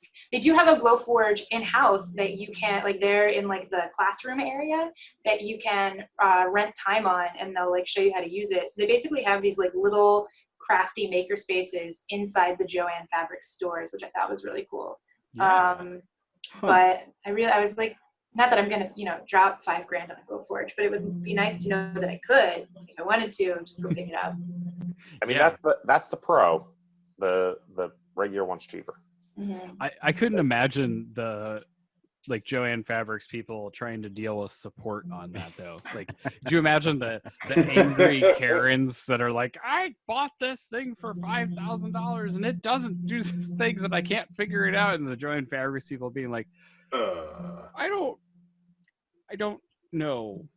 I don't think so. Like, I don't think so. Like, if you ever used an embroidery machine, that's so much more complicated. Yeah, that's exactly true. what I was going to say, Sam. Like, embroidery machines are nightmares. I mean, they're awesome when you get them working, but like being able to figure out the actual like tension on everything to get them to be consistent and not just like create knot balls is That's true. far harder than using a Glowforge. Yeah, like I don't know how much you guys like do sewing, but like a sewing machine is actually very similar to 3D printing in the fact of like minus the software part behind it. But like, I mean, plenty of people mod theirs. There's different machines for, different uses. You have to swap out your needles just like you do your nozzles for different fabrics. And of course you have to know like the different types of fabric and the different stitches that can be done on the fabric. Like it is very compatible with 3D printing. And I would actually say that sewing, in my experience, is harder and more complicated and has a much higher learning curve than 3D printing does. And like embroidery machines are basically magic and voodoo to me. I'm like, I don't know, I'm gonna stick over here with my CNC cam stuff. Like, we had an embroidery machine at the corporate makerspace I helped start, and it was the only machine in the space that I was just like, I don't know. And we had one person that knew how to use it, and she just used it all the time and helped anybody who tried. But she was pretty much the main user of the embroidery machine. I don't know. And I think it was a brother. Oh no, it was recommended highly as one that is usable. I have a brother and mine's great. I have I have a brother, my serger and my normal sewing machine is a brother. I think we have 2 brothers, and we just got a Bernina, which was a fun investment. It's been actually a lot of cool new stuff on the Bernina because it's like just came out this last year. My wife just got a brother serger. I don't know if she's made anything on it yet. I don't know how I survived before I had a serger. Like, really? Because things you can do so just because the seams you can do so much faster. At this point, I will become very creative with how I sew something just so that I can do it almost entirely on the serger versus trying to use the sewing machine, just because everything comes out nicer and so much faster. But if your serger ever comes, if one of the threads ever come unthreaded, right, and you have to thread that thing yourself again, I don't even know a comparison of what something that's as frustrating. It's like if a filament gets broken in your Bowden tube, and and you have a blob inside the extruder, so you can't pull it out to get the blob out, and it's broken in there, so you can't push anything through. That's what it feels like to try that entire experience of where you're basically just frustrated the entire time for 10 minutes, and finally you're like, what if I just set it on fire and bought a new one? That's what it feels like when your serger becomes unthreaded. Wait till you turn 45 and your eyes start to go, and you have to put on reading glasses to do all that too. Well, I have 17 years to go, so by then I'll have bionic eyes. Yeah, there you go. Bionic eyes. I keep hoping for those to come out sooner. So long as we're all still not in quarantine. 17 years. Right. Yeah. I mean, yeah. Maybe? I don't know. Hopefully. Who is humming? Yeah. That's Chris. Oh, It keeps humming switching now? to your camera every time. his Yep. Screen keeps popping up. Ah, I don't know if you got a printer going. Something's making your mic hum, it's something vibrating on your desk. RTX audio fail? Or maybe Yeah, your I'm wondering HVAC if it's- system. Interesting. Okay, it's gone now. Yeah. Did you mute? I Okay. know. Oh, it's Now it's still back. there. Oh, good. This RTX voice thing is going to bring a whole new level of weird audio troubleshooting to Zoom calls and podcasts. Yay! Well, I'm actually gonna head out myself. Yeah, I think I'm gonna take off too. Fun. Okay. It was good to see Thanks you for guys. having us on. Stay safe, everyone. See, it wasn't mean. I didn't kick you off. I made a polite request. Thank you.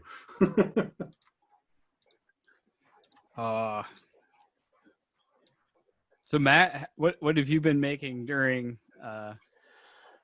That cool hat, obviously. Apocalypse time? Yeah, the hat I designed and made today.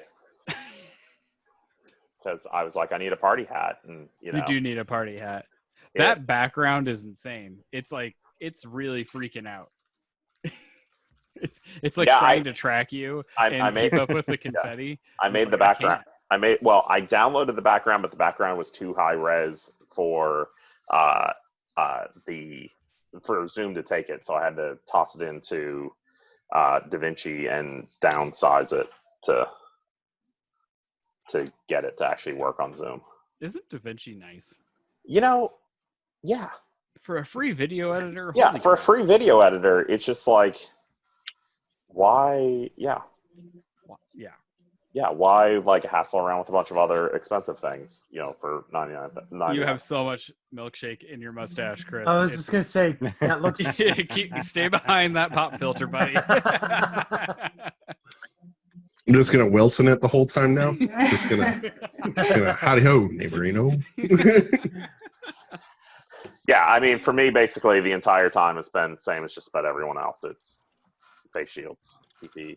So I try to have as many machines running, doing that at a time as possible. But yeah. At the same time, have you been doing insane things to your printer to make it print so much faster? No. Because it's that like risk reward side of things, of like everything's working so smoothly that I don't want to kind of push that and then end up like breaking something and then spending all the time fixing it. So I'm just kind of like, just keep everything going smooth. Like that whole, slow is smooth, smooth is fast. Yes. My printers are definitely kind of like protesting a little bit about like going from being used maybe like once a week to like going nonstop all the time for 2 weeks now. Like I'm now getting to the point where I'm like, maybe I should apply grease to it. Maybe I should do some maintenance. Maintenance is love key. it a little bit. Yeah, I just lost one of the bearings in my TAS-6. It's like now slipping in and out as the axis goes back and forth, so that's cool. Yeah, so on the last print I did, something started squeaking. When it, like fills in between the walls, it starts squeaking. And it's definitely, I think, one of the bearings for the bed, I think. Maybe. Squeaks I don't usually worry about. It's clicks. When clicks happen, I start thinking bearings are broken. Well, squeaking usually means that something's loose, and if I'm like printing a lot of stuff and it's doing really rapid movements, which obviously it is when it's filling in these little things constantly, it means that it's just going to continue to shake itself apart. Yeah. So. Have you seen the ear savers that Brendan builds? Just posted on the NIH site. No. He designed them. They're 3 layers thick.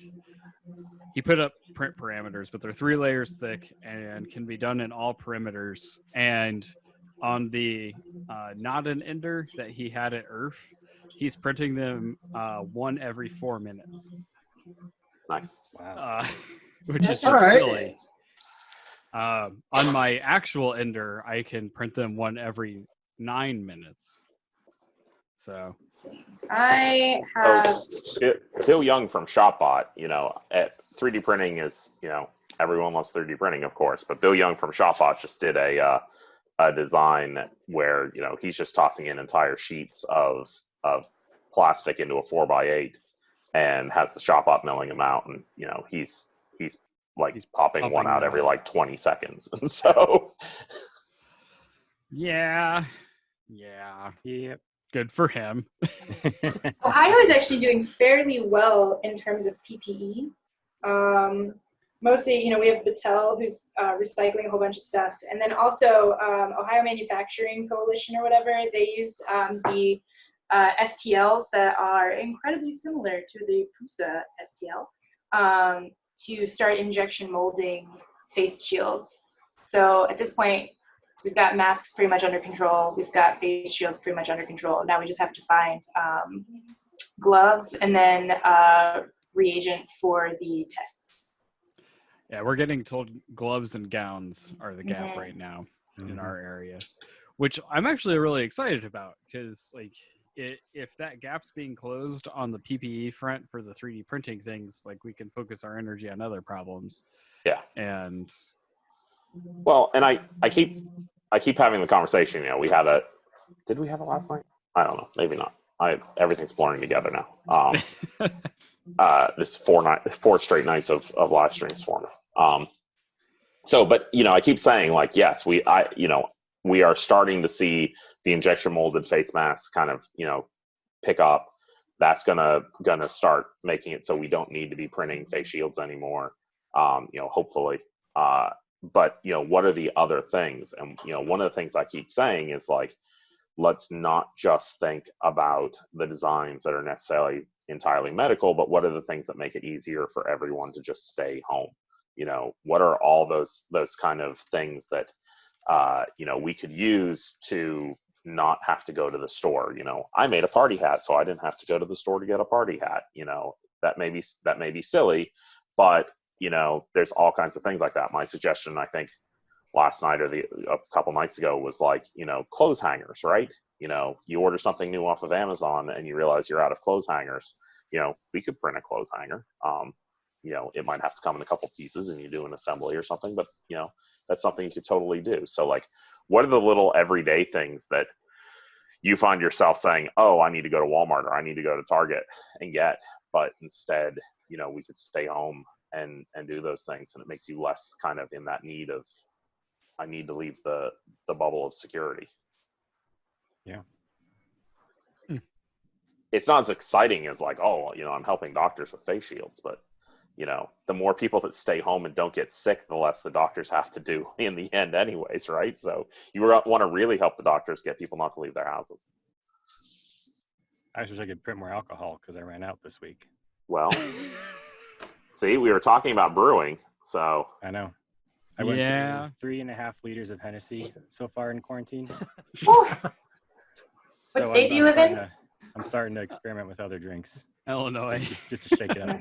Oh, yeah. So, like, Ohio was basically, like, we had to close our borders, kind of. Like, basically told our liquor stores along the borders to not sell to anyone but Ohioans because Pennsylvania has the stupidest... Yeah.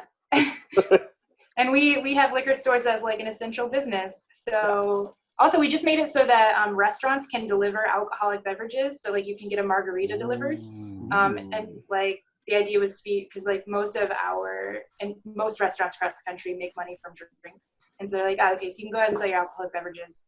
So you can have, you can have those come, and they'll give it to you in, like, a giant gallon of margarita with your tacos.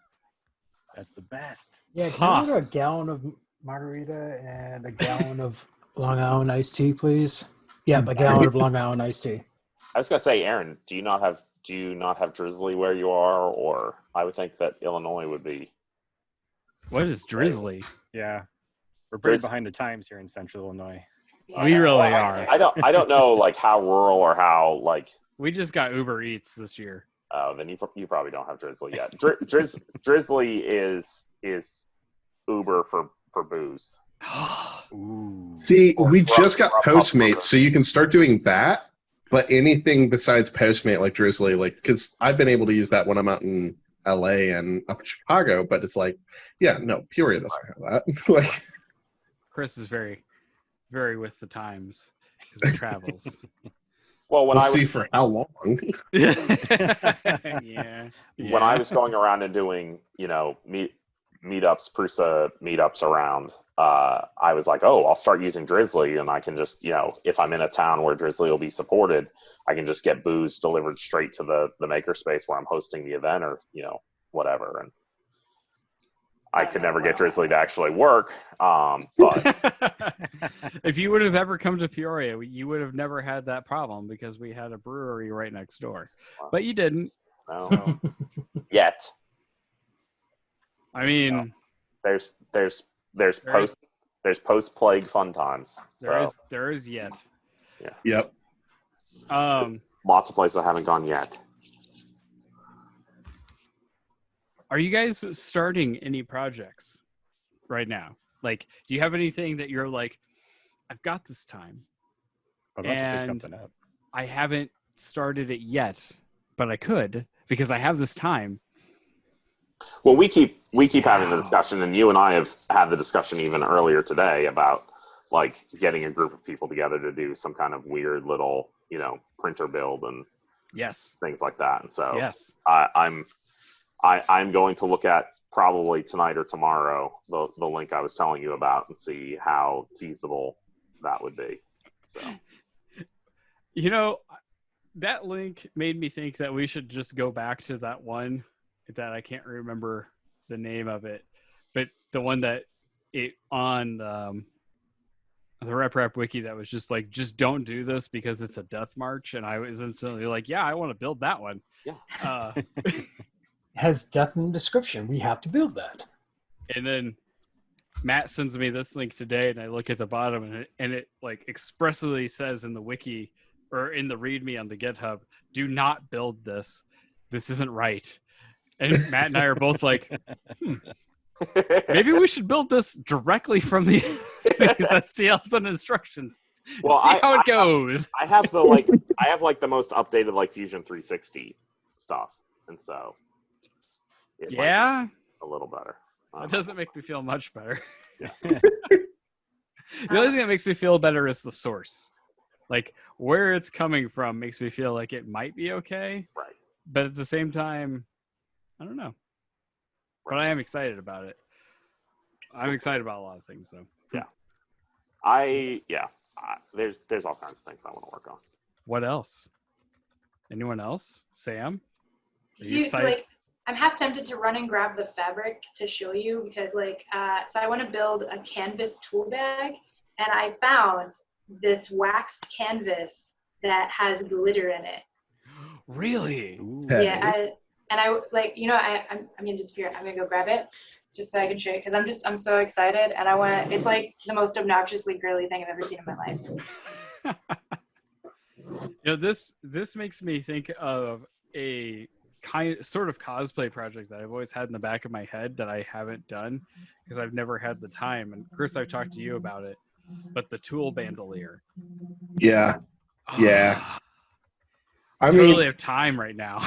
You have time, and you could like do that right. You could get some leather working in there and all that kind of stuff. Like, you could have a lot of fun with that if you just sat down and started doing it. You say cosplay. Are you going to make it rather Chewbacca-ish, or are you thinking like entirely custom? Sam and Shane are both gone, and so suddenly we can just run amok. We could. I mean, I'm just Did you ever joking. see the movie Passengers with Chris Pratt and no matter how much people diss on Passengers, I really enjoy that movie. Okay, so subtle sidebar. Did you ever read No. Starship Titanic? No. Oh, okay. Well, okay. Then it won't. But let me clarify that in that I really like books. I just don't read a lot of them. That's not like I don't read kind of thing. I'm dyslexic, and so I read really slow. So everyone's like, have you read all these like 50 million things? I'm like, nope. I mean, audiobooks, man. That's what got me into audiobooks. Yeah. Especially with driving and all that.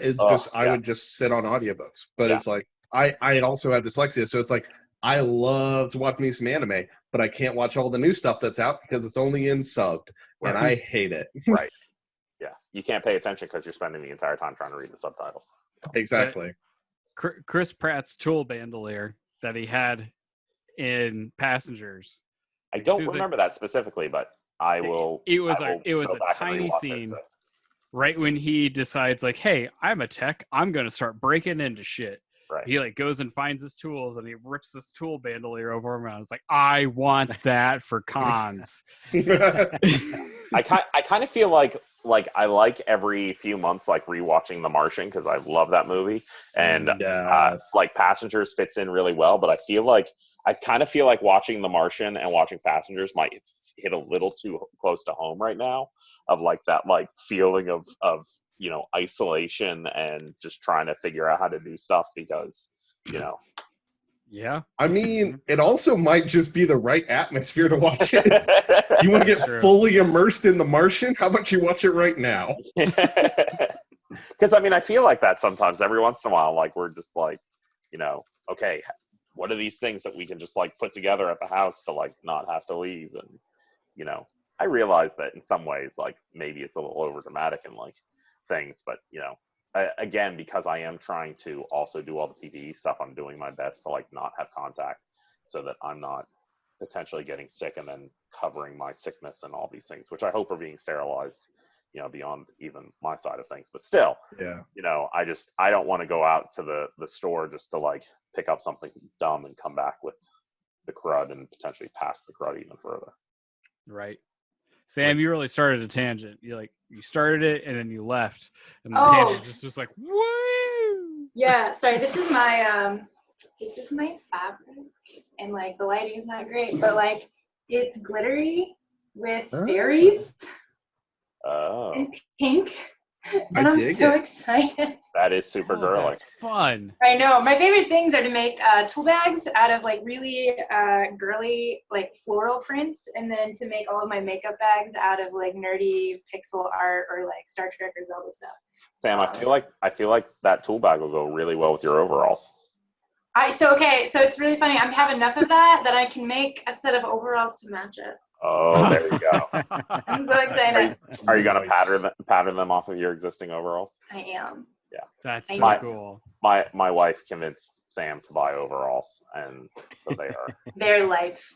Oh my god, I like lived like they're the best thing ever. They're so comfy. Duluth Trading Company overalls for ladies. Mm-hmm. They are, I'm not going to be winning any beauty pageants while wearing them. They're not made for that, but they are very comfy and they're very durable. And I don't want to live in anything else now. Has anybody like honed in on like quarantine pants? Am I the only one? I mean, you Sam, you've got your overalls, but has anybody like been like, these are the pants that I'm going to wear through most of quarantine? You mean no pants? Yeah, I was gonna say, you mean gym shorts? That's what yoga pants are for, like. I spend too much time in my basement. It's too cold in my basement to not have pants on. So. Everybody talks about how pants are leg prisons, but I love pants. Like I don't like living in not pants. Even when I worked from home, my job was to work from home. I never saw people. That whole 9 months, I never worked in pajamas. I always had real pants on because I like pants. Pants put you in a certain kind of mentality. Like, pants are, I'm going to get stuff done. Right. If you put on, like fleece, like pants, like the plaited fleece stuff that you always see at, like, pajama pants. Yes, pajama pants. You put on those, like, you're not getting anything done. You're going to marathon through Tiger King. You're going to start a new series. Like, those are what those are for. You put on pants, and it makes you feel like you actually have to do something. You know what you need is my pants. The Dickies Flex 5-pocket pants. They're like slightly less soft than yoga pants, but they're work pant material. See, I think you and I are on the same page there, because I'm in Duluth Fire Hose Flex pants that are like a 5-pocket too, or something like that. It has a little extra pocket that my Leatherman fits in perfectly. Oh yeah. So my truck. When you get a nice knife pocket, that's a good pair of pants. Yeah. But these are like, I could kick you in the face and lounge around. I rock climb in them, and they're just great for everything. And my wife's always like, I'm sure this is super interesting to the people out there. You should not wear those pants in bed. And I'm like, but they're comfy. I want to wear them all the time. Sorry, I just got ideas that I can't talk about on stream, and it's just really freaking funny. So, Joe, you do indeed have quarantine pants. You didn't really realize it, but you do indeed have quarantine pants. I'm actually surprised. I like everything about you. I'm sorry if this is going to be offensive to you, Joe, but everything about you just screams Utilikilt. And so I'm really surprised that like you are not rocking a Utilikilt most of the time. I mean, even your other friends are like, yeah, it's like a tool bandolier for your pants. Yeah. I'm also shocked that I don't own a Utilikilt. I'll wear one with you, Joe. I had a booth at Maker Faire Detroit beside the Utilikilt people, and I will never own a Utilikilt after that experience. I'm shocked you don't have one, Matt. Yeah. Well, that is exactly why I was like, oh, this. like we set up, and I was like, oh, I'm not going to make it through Maker Faire without buying a Utilikilt. And by the end of Maker Faire, I was like, I will never own a Utilikilt, and I don't want anything to do with them ever again. So I want to hear that story off stream. Yeah.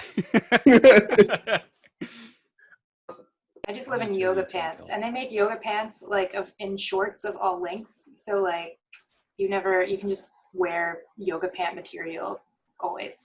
Have you tried on Beta brand pants? No. Oh, you should check them out. They make dress pants out of yoga pant material. Oh yeah, like New York and Company and stuff does that too. But like, I don't really wear dress pants for anything. Like if I have to dress up, I'm probably going to be wearing like a skirt because since I work from home, I don't get a lot of opportunities to dress up. So. Okay. You're so fancy. So fancy. Oh man, so like my girlfriends and I are doing a stream where we're just gonna dress up as fancy as possible to watch videos. I'm very excited about it. It's gonna be, I mean, not that I don't love all of you, but it's gonna be the highlight of my week. I don't doubt that I don't blame you at all. That sounds super fun.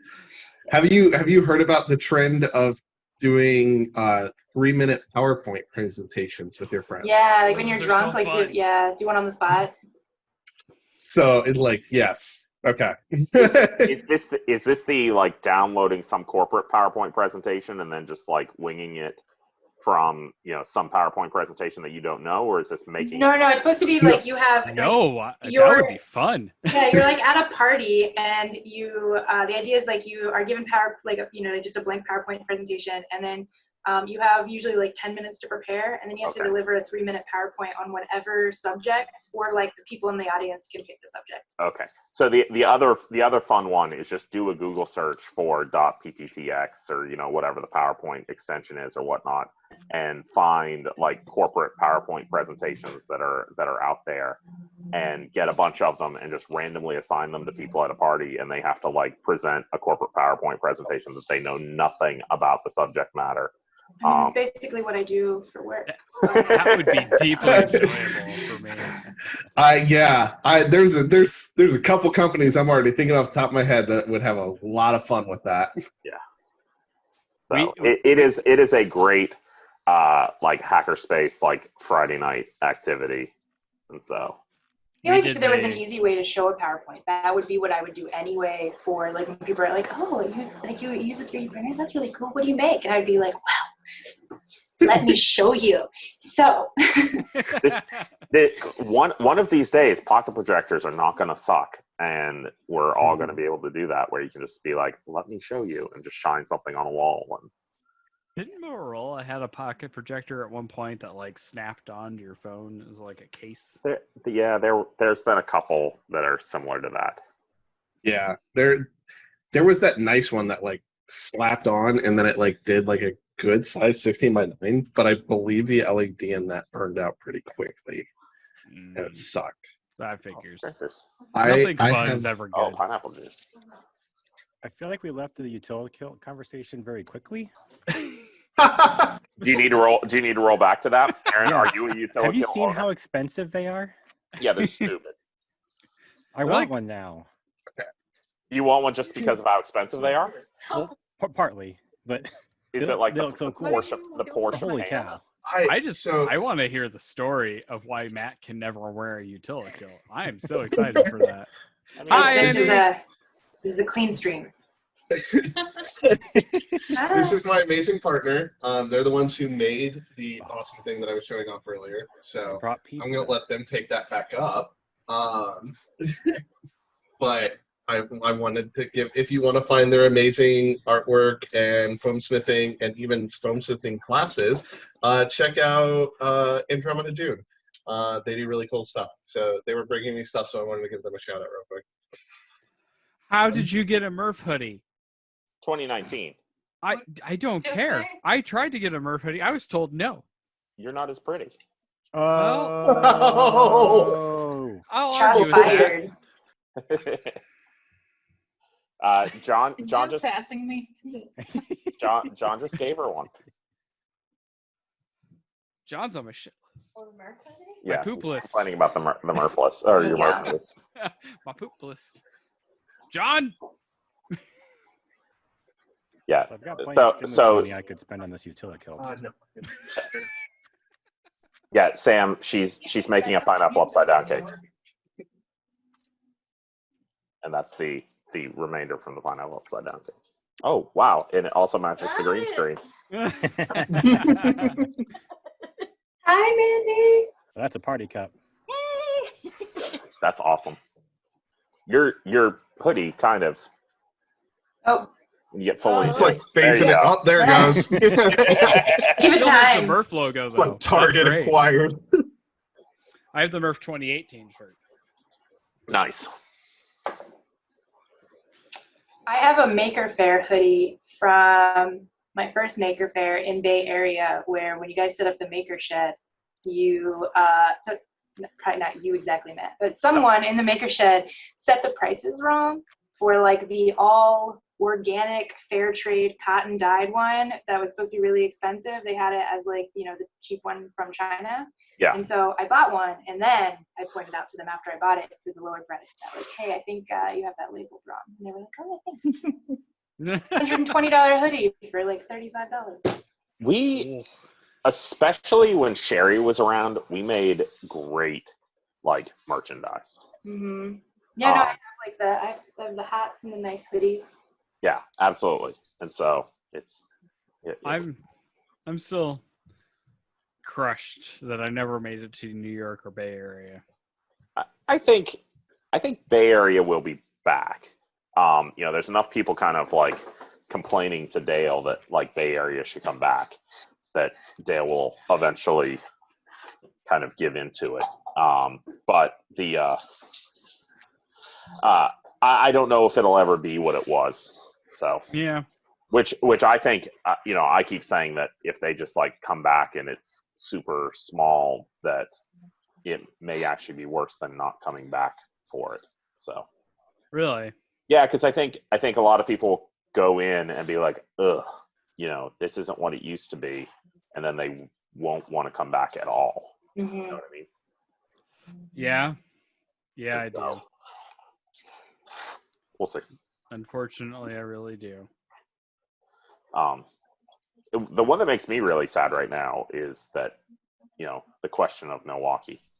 So, you know, my love of Milwaukee Maker Faire, and it's making me sad that there's a good chance that Milwaukee Maker Faire may not happen this year. And yeah, but Peoria Maker Fest is probably happening this year, and you're mad about it. So let me. Well, okay. So yeah. So okay. It's not that I'm upset that Milwaukee isn't happening this year. I don't think any of them should happen this year at this point. I'm upset that Milwaukee may never happen again. Yes, that's a legitimate concern, and I'm very. Is it really? Yeah. Oh. So the organization that was putting it on no longer wants to put it on, and basically the members of their team that were, you know, kind of the driving force behind it are no longer there. So hopefully they can find some other kind of company to really like take a backing to it. So we could absorb it. But just a short 3.5 hour drive away is an amazing Maker Fest in a very similar location. Hey, and a town that would love it. When the world is back to normal, I will happily go. Good. You're gonna have so much fun. And hopefully drag Sam too. I'm so ready to travel as soon as everything's like safe to travel. I have a bunch of plane ticket credit on pretty much every major airline because I had a flight scheduled for every single month through the rest of the year. So. Oh wow. Yeah, I'm gonna go visit everybody. Even if there's not an event, I still have to go see Matt at his new house. I'm just gonna show up in Maine and be like, "Hi." Maine awaits you. Yeah. We have to we have to have the beaches be open back again, so because the beaches are closed. So Peoria will welcome you if you would like to come to hang out in Peoria. Sure, it's on the I'm list. not sure why you would want to, though. I was gonna say, other than River City Labs and like your event and things like that, like sell us on Peoria. Like, why would anyone? No, stay away. Get away. You know what? Don't listen to these two. Peoria is incredible for its art scene, and that's about it. The art scene is incredible. Like we have an absolutely amazing art scene, but like the big reason I've always really liked Peoria is anytime I've wanted to start something, I've been able to with like minimal effort. I've been able to find a group of people that are excited about the same thing I am, and then just start doing it. Like I started a fire performance troupe. I started the maker space. Like those are the two things I focused on. I'm old enough to have done two really big things. So what you're saying is that there are enough bored people in your city that they are desperate for things to do. Yes. Yeah, I mean, sure. Absolutely. Absolutely. That's probably okay. The key is bored and also have enough expendable income too. Mandy, I love your just floating head in the background. And like creative people. Can't hear you. Here, I'll unplug. Mandy's just chilling in the background. Yeah, it's just like your head was just like your head with the party hat was just floating in the background when you're. Yeah, everything else was blacked out. It's a good choice. This hoodie. Like we have a town that's like flexible enough to be like, you know what, we should totally start a fire performance troupe. Like that's an okay thing. And then 4 or 5 years later, there's like 200 people doing fire performance every Wednesday on our riverfront. Like that's a thing that happened in Peoria. And then 7 of us met in a coffee shop and we're like, we should start a makerspace. And then 2 years later, there was a makerspace. And like, not 2 years, a year, less than a year later, there was a makerspace. And like 6 years later, we still have a makerspace that's not struggling to stay open, even through all this madness. So like, from laptop RR4 on 8G. What? Sorry, Matt. That's me. Hi, Alexa. Is that an Alexa in the background? Yeah, I was trying to pump the audio through there because my laptop speakers like aren't really that loud, and so I couldn't really hear. And so I was trying to send the audio over there, but it's not working. Alexa, play Baby Shark. Yeah, see, but darn, the laptop speakers aren't loud enough for her to hear you. I gave my mom a like my old Pixel phone last night, and I was showing her how you could use the Google Assistant. And I was telling her, she's like, "Oh, how do I use it?" And I'll be like, "Hey, say the passphrase, right?" And I kept saying it. I'm not saying it right now because it kept like activating my phone. So every time I would like show her an example, see now it's just saying Google opened it. Like it was like trying to show someone how to use their Alexa, but always activating the Alexa while you're trying to like give the instructions. Mm-hmm. Yeah. Yeah, you just have she who must not be named, right? Right, exactly. And my mom didn't get it at first because I started switching to be like, "Oh, you got to say the phrase," and she's like, "What phrase?" And I'm like, "The phrase," and she's like, "What phrase?"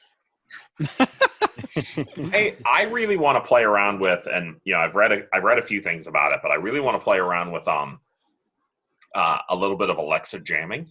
Oh, she didn't even turn on. Because if you notice, like if an Amazon commercial comes on for Echo, like they no longer activate when the person on the commercial is saying it. Yeah, they used to. And I'm pretty sure that they're playing like a subcarrier tone that like is inaudible to our ears, but the echo would override it.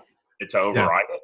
And so as a dirty kind of April Fool's joke, like making a little Arduino that has a transducer on it capable of producing this tone and like dropping it off in somebody's house, hiding it someplace, so all of a sudden none of their echoes work because this tone is. You're gonna make an Alexa be gone. So well, you can also do it the other way because that microphone. So you're absolutely right with just guessing it. That is what's happening. It's that microphone in there can hear up to 20,000 hertz, and the human ear cannot hear that high. Right. And so you could do it the other way, Where it would which make is to the- have a little device and it would activate an Alexa without. Oh, stop that. You can activate it without having anything going on, or without having to say the passphrase. So it's like, yeah, you could do it both ways, and it would be very helpful, like very interesting. Because I think all it does is when it's in that like commercial and it does it, is like it's saying something under it that is like the jamming phrase. But or I think it was like CNET or somebody else did like an article on it, and it was like, yeah, they're playing a phrase or they're playing a tone that it doesn't hear, or that it will ignore everything. That would actually be like a really innovative kind of like PSA or ad if you were like trying to like highlight to people like security flaws in IoT things or in Echo, by basically like having the ad and then playing that underneath and being like, hey, for example, like you can't hear this right now, but I can activate your smart home without even saying something, and then just pause, and then your Echo comes on, being like, hey, someone should do that. Someone should definitely do that, and then just pay for like $1,000 worth of Facebook ads. I mean, or you could also do the new thing that has gotten released, which is Alexa, play Makers on Tap podcast, episode 1. Damn it, Chris. He thought about it. So, but yeah, next 1440 live stream, if everybody's echoes start going off. Oh no! Oh no! I did that before on the first one. I set off a bunch of people's Alexa, then Google, then Siri to turn off and on lights, TV. Google is trained for your voice, right? It can be, but not necessarily. The Google Home Minis aren't necessarily, but your phone is. Siri is 100%, which is really because like my partner can't use the passphrase like blank Siri on mine, and I can't use it on theirs. Yeah.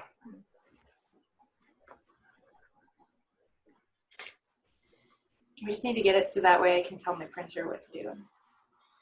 Mm-hmm. But Google will respond to, "Hey, Google." That'd be a nice Octoprint add-on, right? Yeah. With Hey Printer start.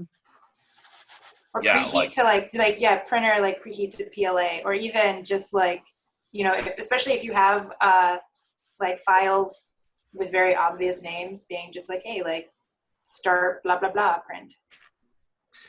I mean, just to have a preheat, that would be. I imagine most of the commands within Octoprint would be pretty easily executed. Right. And it's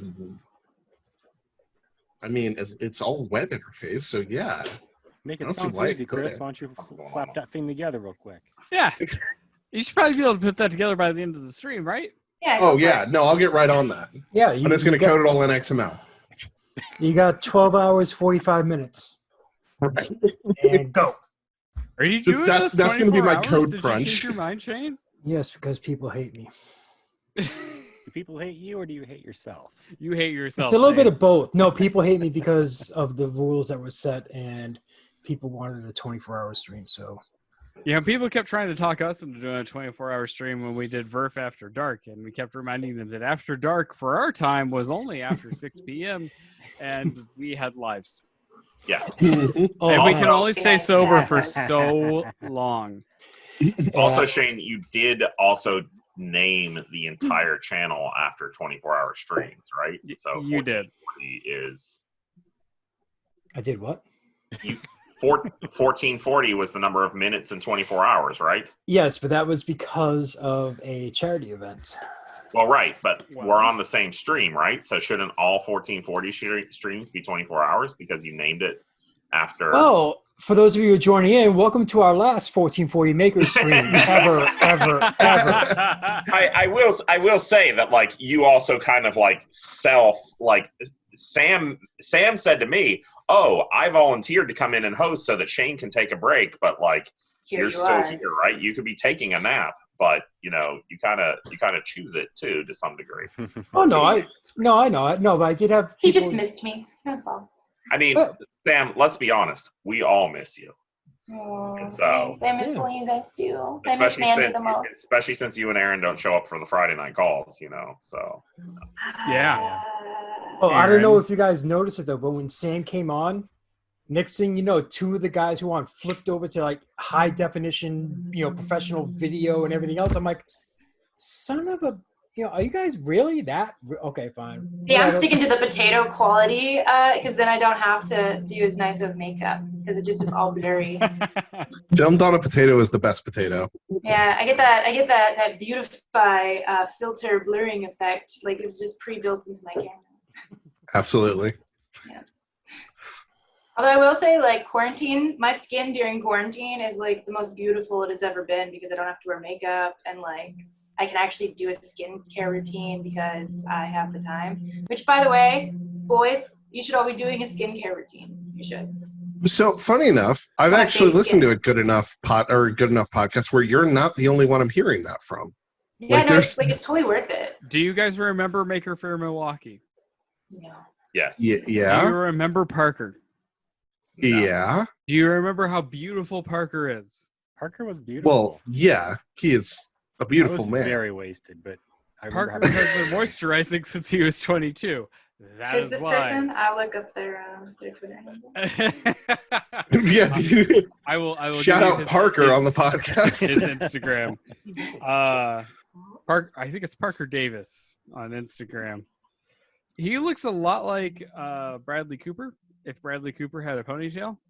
Oh. How do I not remember this person at all? You didn't go out with us after the fun. I was recently reminded that when we went out after that I texted Laura and was like, I don't know where I am, but there's fire tables and it makes me happy. That was the level of intoxication we were at that night. I'm returning back to a major amount of sadness that I have that Maker Faire Milwaukee may not happen. We had so much fun. You just have to make it happen. Milwaukee was fun. We could all just go to Milwaukee. We could. I mean, we could. There's that. Or we could not. No, Milwaukee, like there were reasons that I would be like, I would totally go back to this town. It was fun. Milwaukee itself was pretty fun. Like the hotel that we went to, the bars that we went to, like everything in Milwaukee was actually pretty fun that weekend. Yeah, it was. There's an escalator that plays polka music. Yeah. I haven't even get to experience that. Yeah, so the like official Maker Hotel. Okay, so first of all, the official Maker Hotel also has a hotel dog. So there's like a little like puppy that like hangs out in the lobby during certain hours of the day. But I think it's a little mini golden doodle. Yeah. And so so this little puppy like has its own little bed and hangs out in the lobby, and like people can go and pet it and things like that. So like what hotel?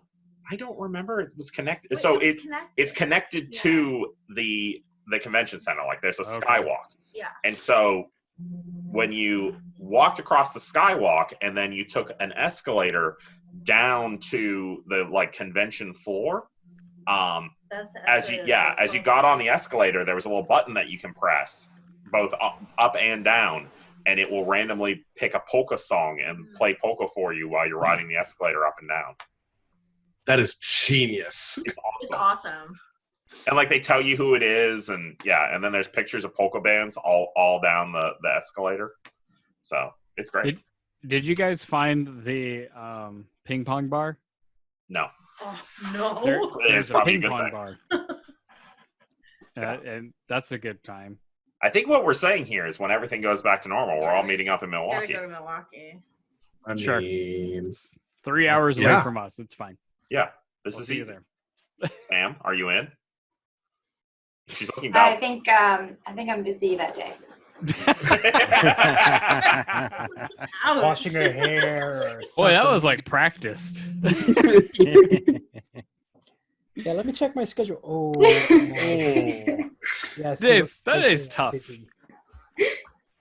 I'm always down to go to Milwaukee, so it's anytime. Milwaukee's where it's at. No, I'll try any place once. Milwaukee's a good time. I'll go. I mean, I've been to Goshen, so Well, yeah, is better than Goshen. Oh, How's that? that's a really, really good point. Like, you are more than happy to go to Goshen like every single year. Milwaukee is way better than Goshen. It's true. You know, like how hard it is trying to convince my partner to come with me to Murph. I'm like, babe, you should come with me. Like that way I don't have to drive for 5 hours by myself. He's like, where are we going? I'm like, You didn't go for like the first 2 years, I think. Just the first year. I think it was the first 2 years. There's so much fun to be had in Goshen. There's really good coffee. There's the Goshen Brewery. There's really good pie. There's good pie. Yes. You used to be able to get in a fight in Double D's if that was a thing, but you can't do that anymore. There's Culver's. Yeah, Culver's. There's Culver's. It's true. There's tacos. There's a Taco Bell. We don't have Culver's here in the Northeast. Nope. Really? No. Nope. There's a Menards, and I've yet to actually go to Menards, but I like really want to go to Menards. You would like It's fun, Menards, man. Yeah, Menards is great. It's a good time. It's like Harbor Freight and Home Depot mixed together. Right. Ooh. Yeah. But also has a grocery store. It's like, it's like the micro center of like home improvement. Yeah. If you're on the Glowforge Facebook group, like it's every other week. It's like I got this thing at Menards and now I'm laser etching it and like. Yeah, occasionally they'll have like really good deals on bamboo cutting boards and stuff. Right. They used to have all kinds of stuff. Really awesome 1/8" MDF that they don't sell anymore. Everything that was great for laser etching, they seem to like be like, oh, we shouldn't sell that anymore. I'm real tired of it. I mean, someone in the chat, Jeff Bone works at Menards. Tell us all of the secrets of working at Menards. Like, tell me, when are the best days to go shopping? Like, how do I get the best deals? Why did you stop selling 1/8" MDF and only now sell 1/8" tempered hardboard for the same product code? Because it's crap. It's terrible. They don't sell the plywood anymore? They don't sell the 1/8" MDF. They only sell 1/8" tempered hardboard. It's terrible. I have so much never been in a Menards, but this is post-pandemic goals. They even have my Menards in bucket Goshen. list. You know the melamine that CMC Deltas used to be made out of, the Rostox. That all came from Menards. Oh, see, that's nice stuff. Yeah, these are selling points for Peoria. We have Culver's and Menards. You have Culver's and Menards. There we go, and an art scene that is apparently amazing. So why would anyone go to Santa Fe when they can go to Peoria? I would say Menards has like a better selection, but I would say that it's almost consistently more expensive than Lowe's, which is more expensive than Home Depot. Oh, that's interesting. So like, yeah, like there's stuff that I would go to Menards for, and then like it's significantly cheaper than if I would get the exact same product, same UPC at Home Depot. Huh. So it's the opposite in Illinois. Yeah. Menards is typically the discount store. That's what I thought, right? I thought like because also one because of size, and then also just kind of like the general quality of like the website and the ads and stuff. I was like, oh, this is probably like this is the discount store. But then I went there, and like some things if it's on sale for sure, but like yeah, like a lot. Like I think the HVAC vents for my floor were significantly more expensive there. Outlet covers, like anything like that was more expensive. But like if it's something that's like on their sale or in their flyer, it's usually pretty inexpensive. But otherwise, not so much. So I do know things like basically everything that ends up on their end caps is B stock that they buy warehouses of, and that's why they end up with so many like. You find this one thing in Menards that they wouldn't normally carry. Like one time they had super discount Porter cable cordless tool batteries. They were like $35 and they should be $70. And they like buy a whole warehouse of these B stock things. And then they blow them out for super cheap and then you never see them again. And they do that with light bulbs and batteries a ton, apparently. So yeah. I just like going in there because I like to walk around and look at all the things because they have such a variety of things. Yeah. I get most of my appliances there, I think. You remember when you used to be able to like go places and walk around? That was fun. Dude. Jeff Bowen in the chat said 1/8 inch what? So they used to sell 1/8 inch MDF, and now it's under the same product code. It's 1/8 inch tempered hardboard. It was called hardboard, but it wasn't tempered. It was light color like MDF and a laser cut grate. And the new crap that they sell under the same product code is super dense and it doesn't laser cut worth a crap, even at 90 watts. So is it the dark brown board? Yes. It's the really dark brown board is the tempered stuff. It used to be light brown, like the same color as the pegboard. I haven't tried to cut that stuff because that's what my studio is made out of, is that brown board stuff. Yeah. Matt just gave me an education about all the different types of boards because yesterday we had an entire discussion about engineered woods. Yeah, because he showed me OSB wood. Yeah. Picture of it, and I was like, "Yeah, look at me." And then I was like, "Oh, that's plywood," and he's like, "No." he's like, "Would you like me to tell you about the different woods?" And I'm like, "Yeah," because apparently that's not plywood. Sorry, it wasn't plywood. I've been calling everything plywood, all of it. I just was like, "That's plywood. That's plywood. That's plywood." No. So now I know. Now I know all the different things. Now I know the difference between like veneers and particle board and OSB. And I always want to call it OBS. Yeah. It's easy to do. I learned the thing. Well, I felt kind of bad because I also didn't want to be like come across like I'm trying to mansplain plywood to you, or B, in case you were like, honestly, I don't give two whats about engineered wood, so I don't want to hear your stories about it. So that's why I was like, do you want me to explain this, or do you want me to just like shut up and go away? No, it was great. I honestly didn't. I did not know anything about it. None of it came off as mansplaining or patronizing. And I think I'm now desensitized to being. Like, I'm never going to forget CES 2 years ago where, like, they kept on, like, the salesman who probably didn't know nearly as much about 3D printing as I did kept trying to explain 3D printing to me, and I kept trying to, like, tell him that I knew what a 3D printer was, and he was like, oh, it's like a glue gun that and then it does 2D images on top of each other, and I'm like, yeah, no, and he's like, and it uses plastic, and I'm like, yeah, I know, it's fine. Yeah. That's where you Ron Swanson it. So yeah. I know more than you. I just decided not to buy their printers. Yeah, there you go. Right? It's fine. It's not like I work, like at the time I was like, it's fine. It's not like I work for, like a national chain that sells hundreds of them a week. That's fine. I'll buy someone else's.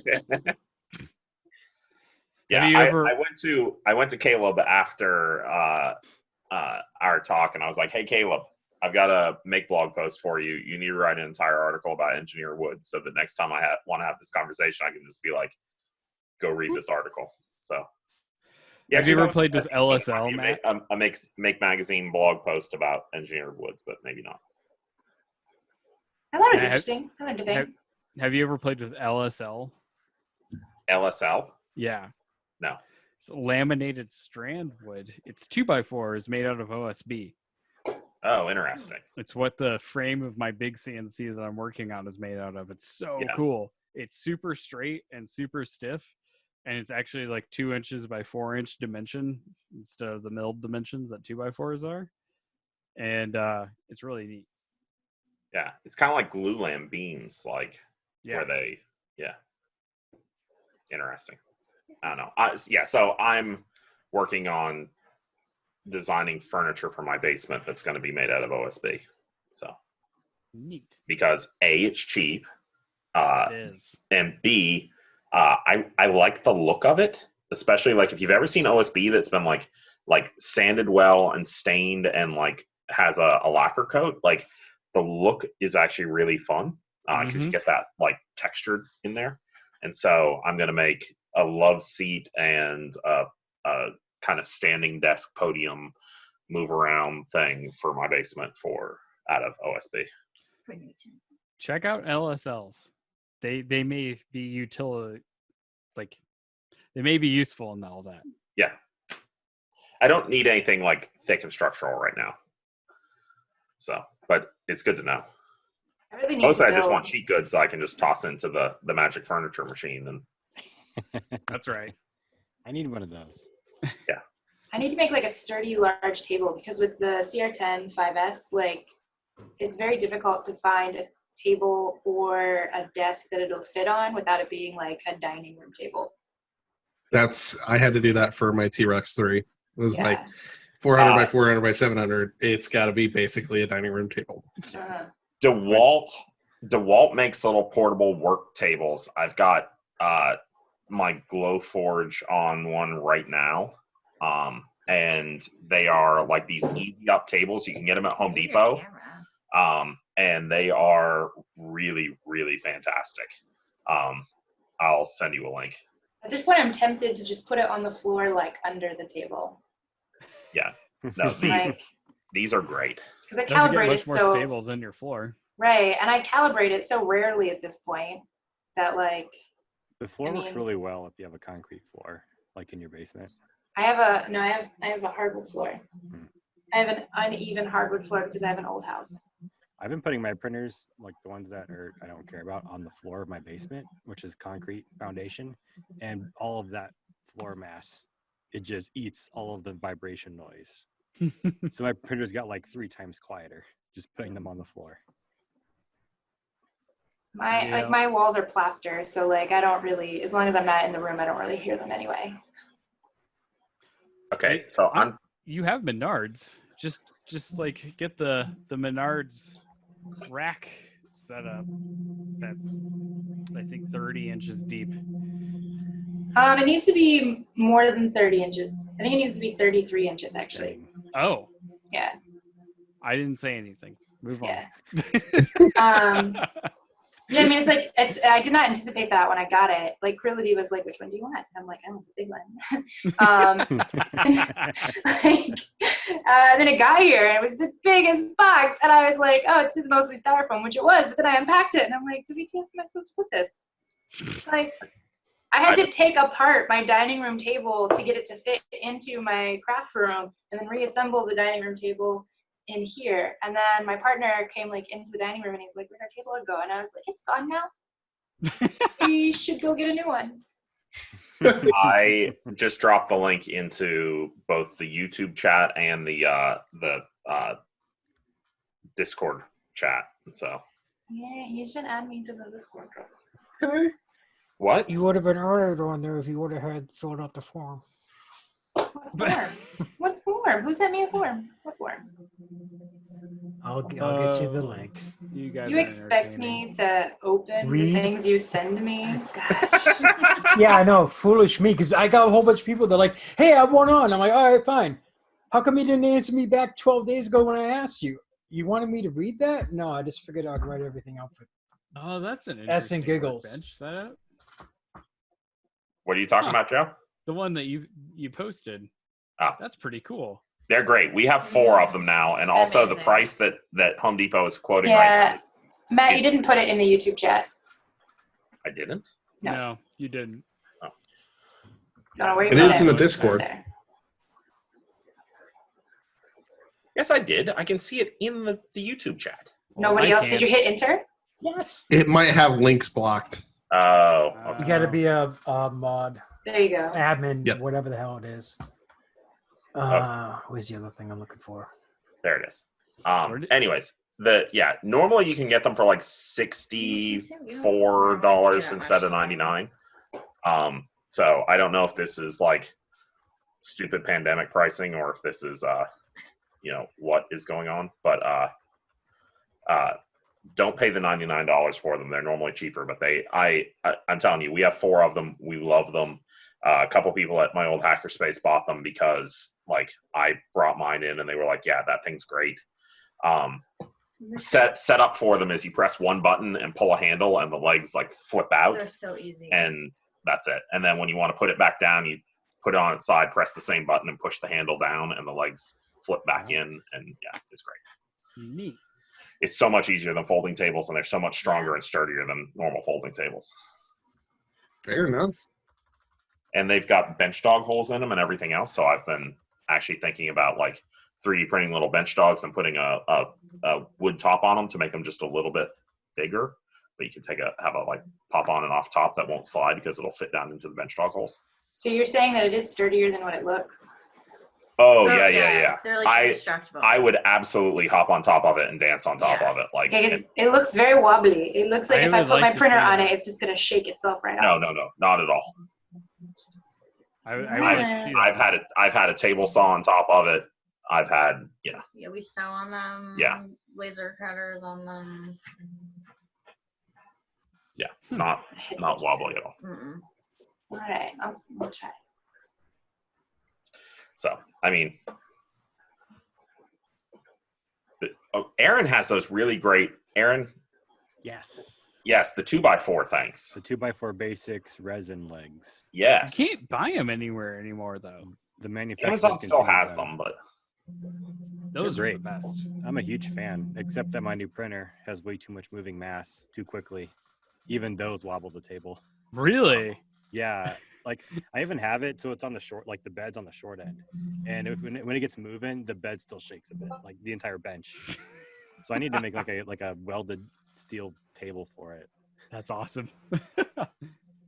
But yeah, those workbenches are amazing, and they're just like it's a box with like 4 resin legs, and they've got pocket holes like pre-cast in them, and little shelves for. And all you do is add 2x4s, and however big you want the table, and then plywood shelves for however big you want it, and then you just like screw them in. Yep. That's it, and they're great. I've got 2 of them, and they're awesome. yeah, I was really, really, really tempted to get a set of those, but just kind of came down to like cost benefit side of things, and so the cost benefit is in 30 minutes you can have a workbench. Yeah. It's great. Yeah, I love them. 100%. If I could buy them locally still, I would have more of them. Yeah. But that's the same thing on these DeWalt things for me, was like, yes, they aren't quite as big as the workbenches that you can make with those, but I can like toss 2 of these up side by side and also move them around very quickly. And DeWalt still makes them, unlike those other things. So honestly, I think if they were still making those, I would have probably been even all the more tempted to get into them. Because part of it was like, I don't want to make this like something that I fall in love with and then I can't buy anymore. They're still out there. Have you seen the OSB furniture kit that's on Colts 3D? No. It's very cool and very well engineered. They're basically taking 2 pieces that sandwich a piece of OSB, and it works a lot like the 2x4 basics, the other kits. Yeah. But with 1 bolt, you can clamp 3 boards together at a corner. Neat. I will see if I could find it, and I will drop a link somewhere useful. It's one of the things that I've been wanting to print out as I get my furniture factory maker in my garage going. Yeah, I keep talking to Bill Young from ShopBot more about this too, of like doing more and more stuff that is kind of combining, 3D printing with, CNC and plywood and stuff like that for, making connectors or interlocks or, hole fills and things like that. So I think I want to see more furniture that's a combo of 3D printing and CNC. So I just posted the link, but they have corners that 1 bolt holds all 3 boards at a corner. They have edge joints. The 1 bolt pulls 2 corners together, and the printing is fairly minimal, and it's really well thought out. Nice. And they're neat. I really like them. I want to see if I can 3D print a chair, like just in 2 pieces, like 2 solid pieces on my printer because it's so big. Where like basically it's just where they interlock and then you use your weight to keep it upright. Yeah. But it's so much filament that I don't want to waste and it not work. Well, you know, it's only a waste if you're not learning something, right? I'm a filament hoarder, so every gram is precious.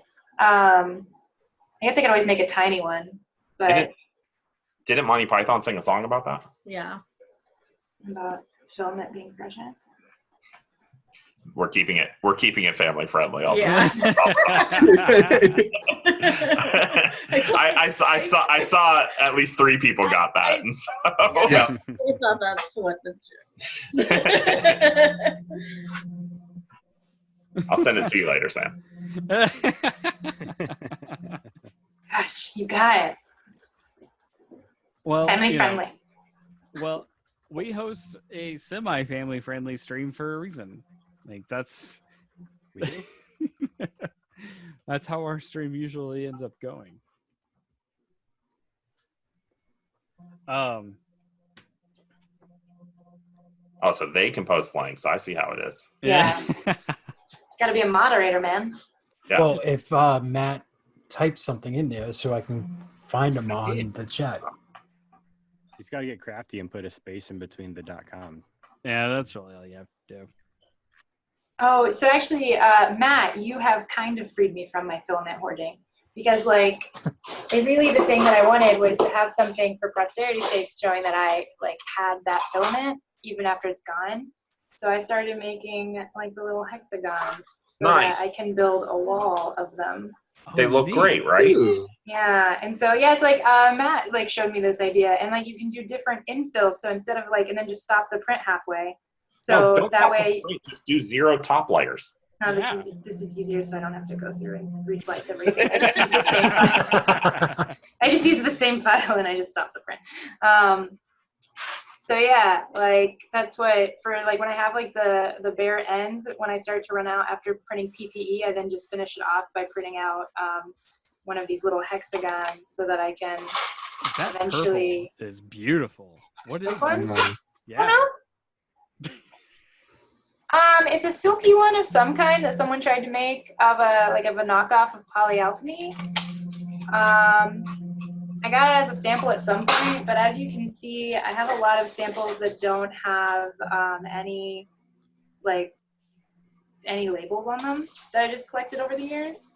So this is what's left of this purple. Okay. I know that's the Kodak purple, right? That's this is that Kodak Pet G purple that's just so pretty. I still need to order some of that.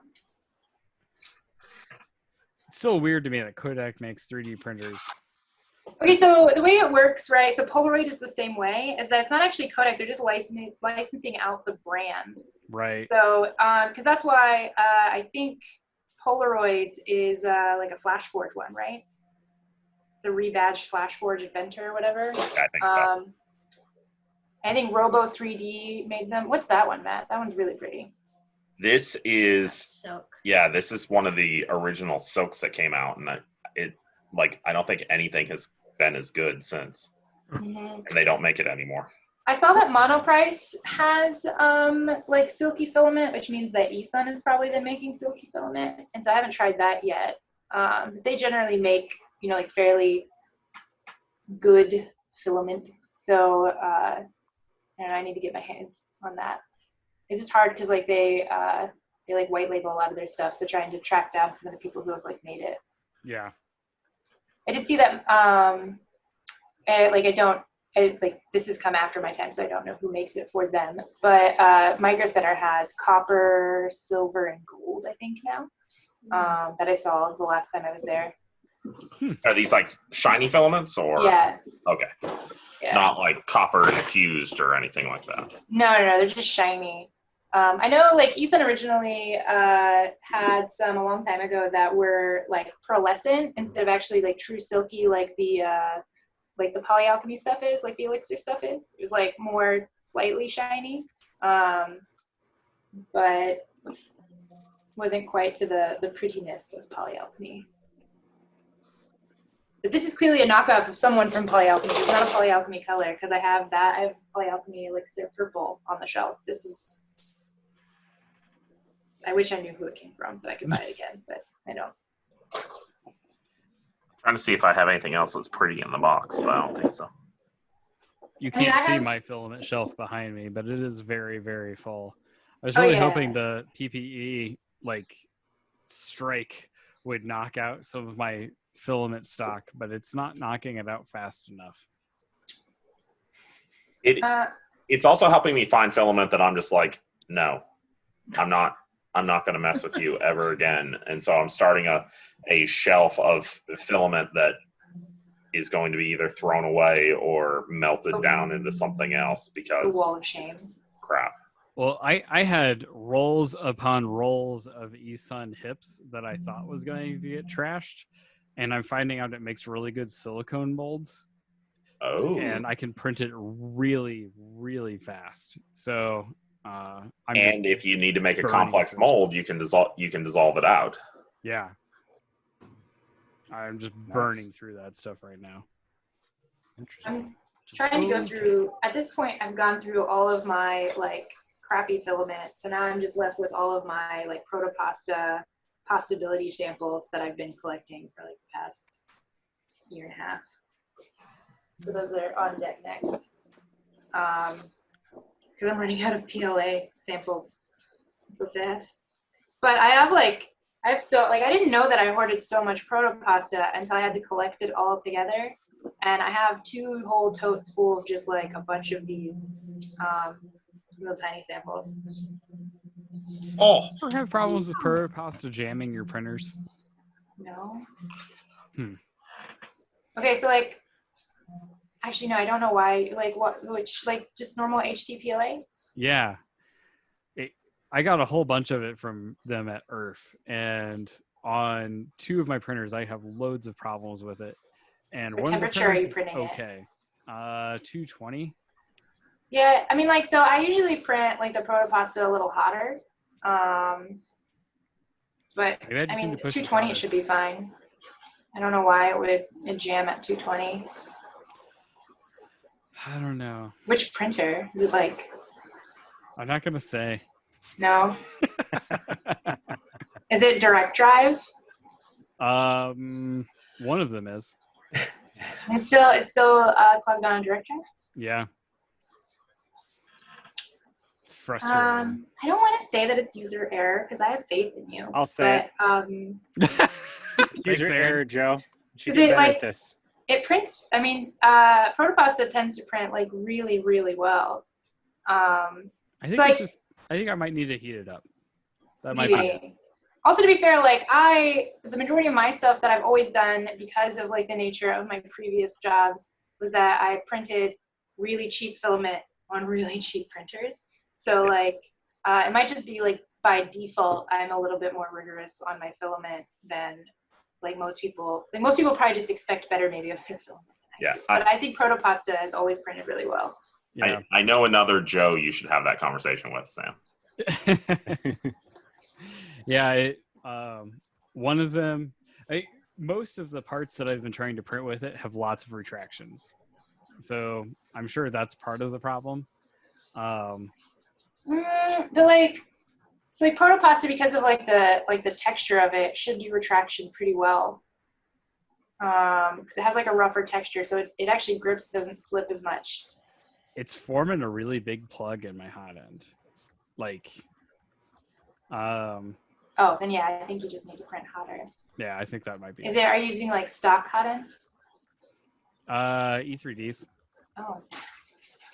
I don't know. These aren't cheap printers. There's no crealities happening in this. Yeah, I mean, I would just print it. I would just print it more. I don't know. What does it say to print them on the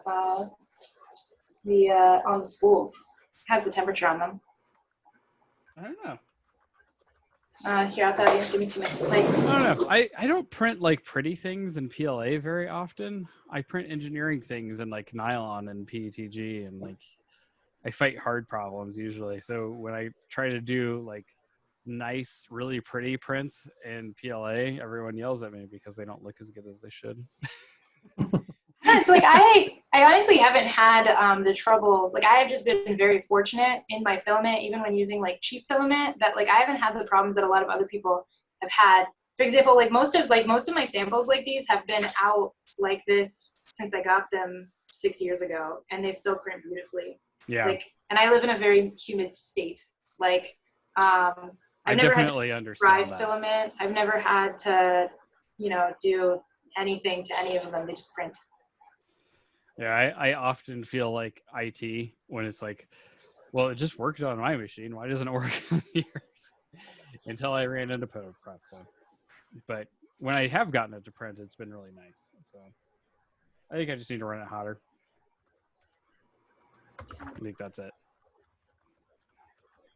I don't know. Mine prints really well, so I don't know what you're doing. Good. I'm sure I'm doing something wrong. It prints on my stock Creality, hot end. So. My Ender was the only thing I didn't try to print it on. That was probably my mistake. Mm-hmm. Does the stock Reality have a all metal hot end, or is it lined? I don't know, actually.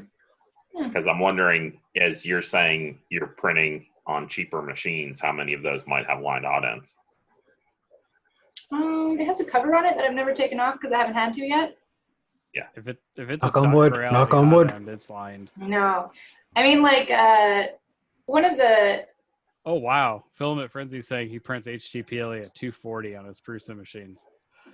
Yeah, I I'll mean I crank it believe up. that. I usually do mine at least 225. Okay, I'll turn it up. Yeah. That sounds like an easy fix. But right now I've been printing everything at 220. Actually, that's not true. So like with a lot of these filaments, I was like unsure if they're PLA or if they're I don't think any of them are PETG. But I wasn't sure if they were PLA or ABS because some of them, because they have been around for so long, they like the texture difference. They're so brittle that it doesn't matter. Like I can't tell. So I just put everything on like 225 to 230, and then I just feed them in after each other, and just when it smells like pancakes or like burnt plastic. Yes, that's the way to do it. Awesome. Okay, I could fix that. That's an easy thing to try.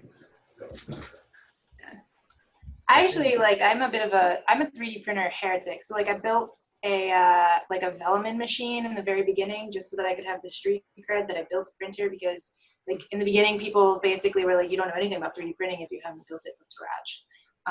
Looking at you, Joe. And so this Joe or no, sorry, Joe Prusa, he's not watching, but like I feel the same way. Because I remember his blog, right? So yeah, and so I built that horrible, awful machine, and you spend more time calibrating your machine, right? Like the actual hardware. At this point, like you can change the software and get rid of most hardware flaws, which is fantastic. But I do not like fiddling with my machine, so I don't mod them that often either. And to be fair, like when I, like my previous job, I had like 15, so I could just have one printer for every single thing, so I didn't need to mod it. But I hate modding them because then I have to go through and fix all of the settings and everything. And it's such a pain in the butt. Yep. So people are like, "Oh, what cool mods do you have?" And I'm like, "None." But I think Matt and I live in that camp. Like, if you can keep a printer stock and keep it running well, like that, just leave it alone. Yeah, for the longest time, I wasn't modding a lot of stuff because I was running the stock stuff because that's what I need to do for testing and reliability and everything else for the magazine. And so, it kind of, now I'm at the point where I'm like, oh, I can modify things, and I'm starting to figure out what machines I care about modding about, what machines I don't. And it's, if it runs and it runs well, I don't want to change it. I added the Olsen Ruby nozzle to my printer. That was the extent of my modding. Yeah. But yeah, I've got a couple hot ends I want to put on some things, and Joe and I are having all kinds of talks about Sigma hacking and stuff like that. So, but that's about taking machines that are pain in your butt and getting them working, rather than taking something that's working and trying to do better. Yeah, Chris and I are working on getting a Chimera on a T-Rex so that you can have hot ends that work. Oh. Has anybody managed to use? You know what we're talking about. I'm just going to say something about the T-Rex. Oh wow! Ooh. What is that? That's the original T-Rex 2 Plus, and it's still going, pretty much stock. I've like got covers off it and stuff, but What is that part? it's a bash plate for a McLaren.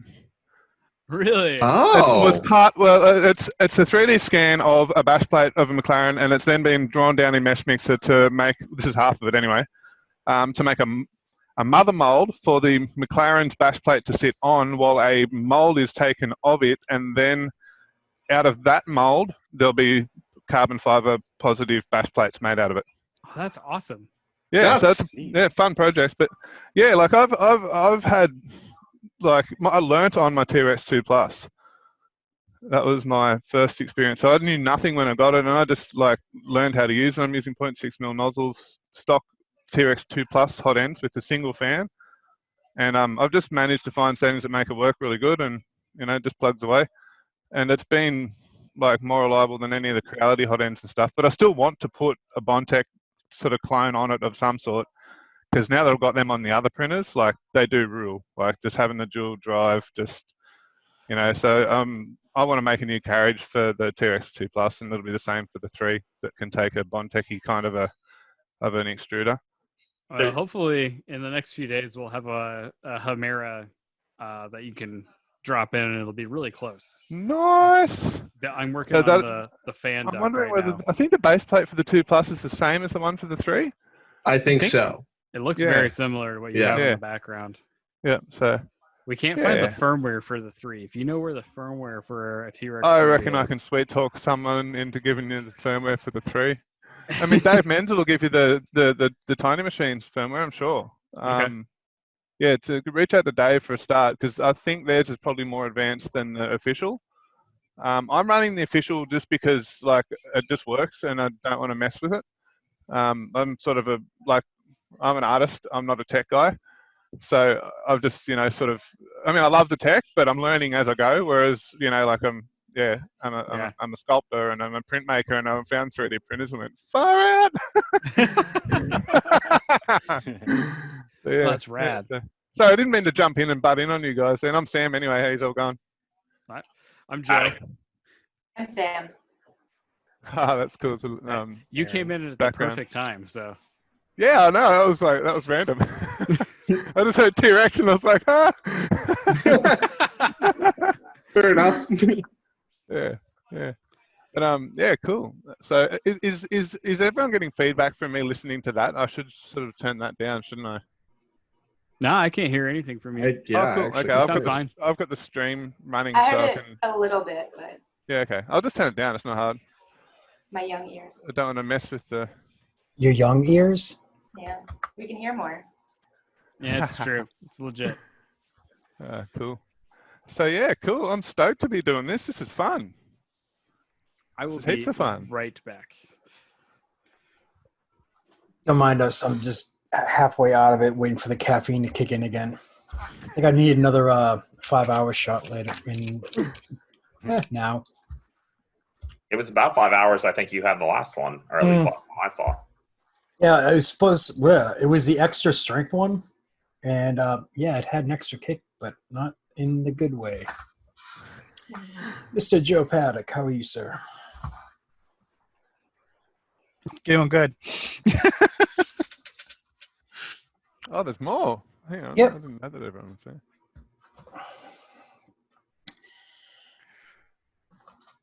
Everyone's just quiet. It's like, okay, do I talk? Do I don't I'll talk? talk. I'll talk. Don't worry about that. Hey, makes my job a lot Only, easier. like, I just talked a bit, and I'll shut up for a bit.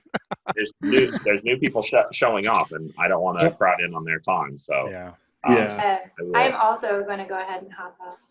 Yeah. Sam, thank you very much for taking over for 3 hours, allowing me to take a nap. And Matt, thank you very much for your Alexa waking me up so I didn't oversleep. All right.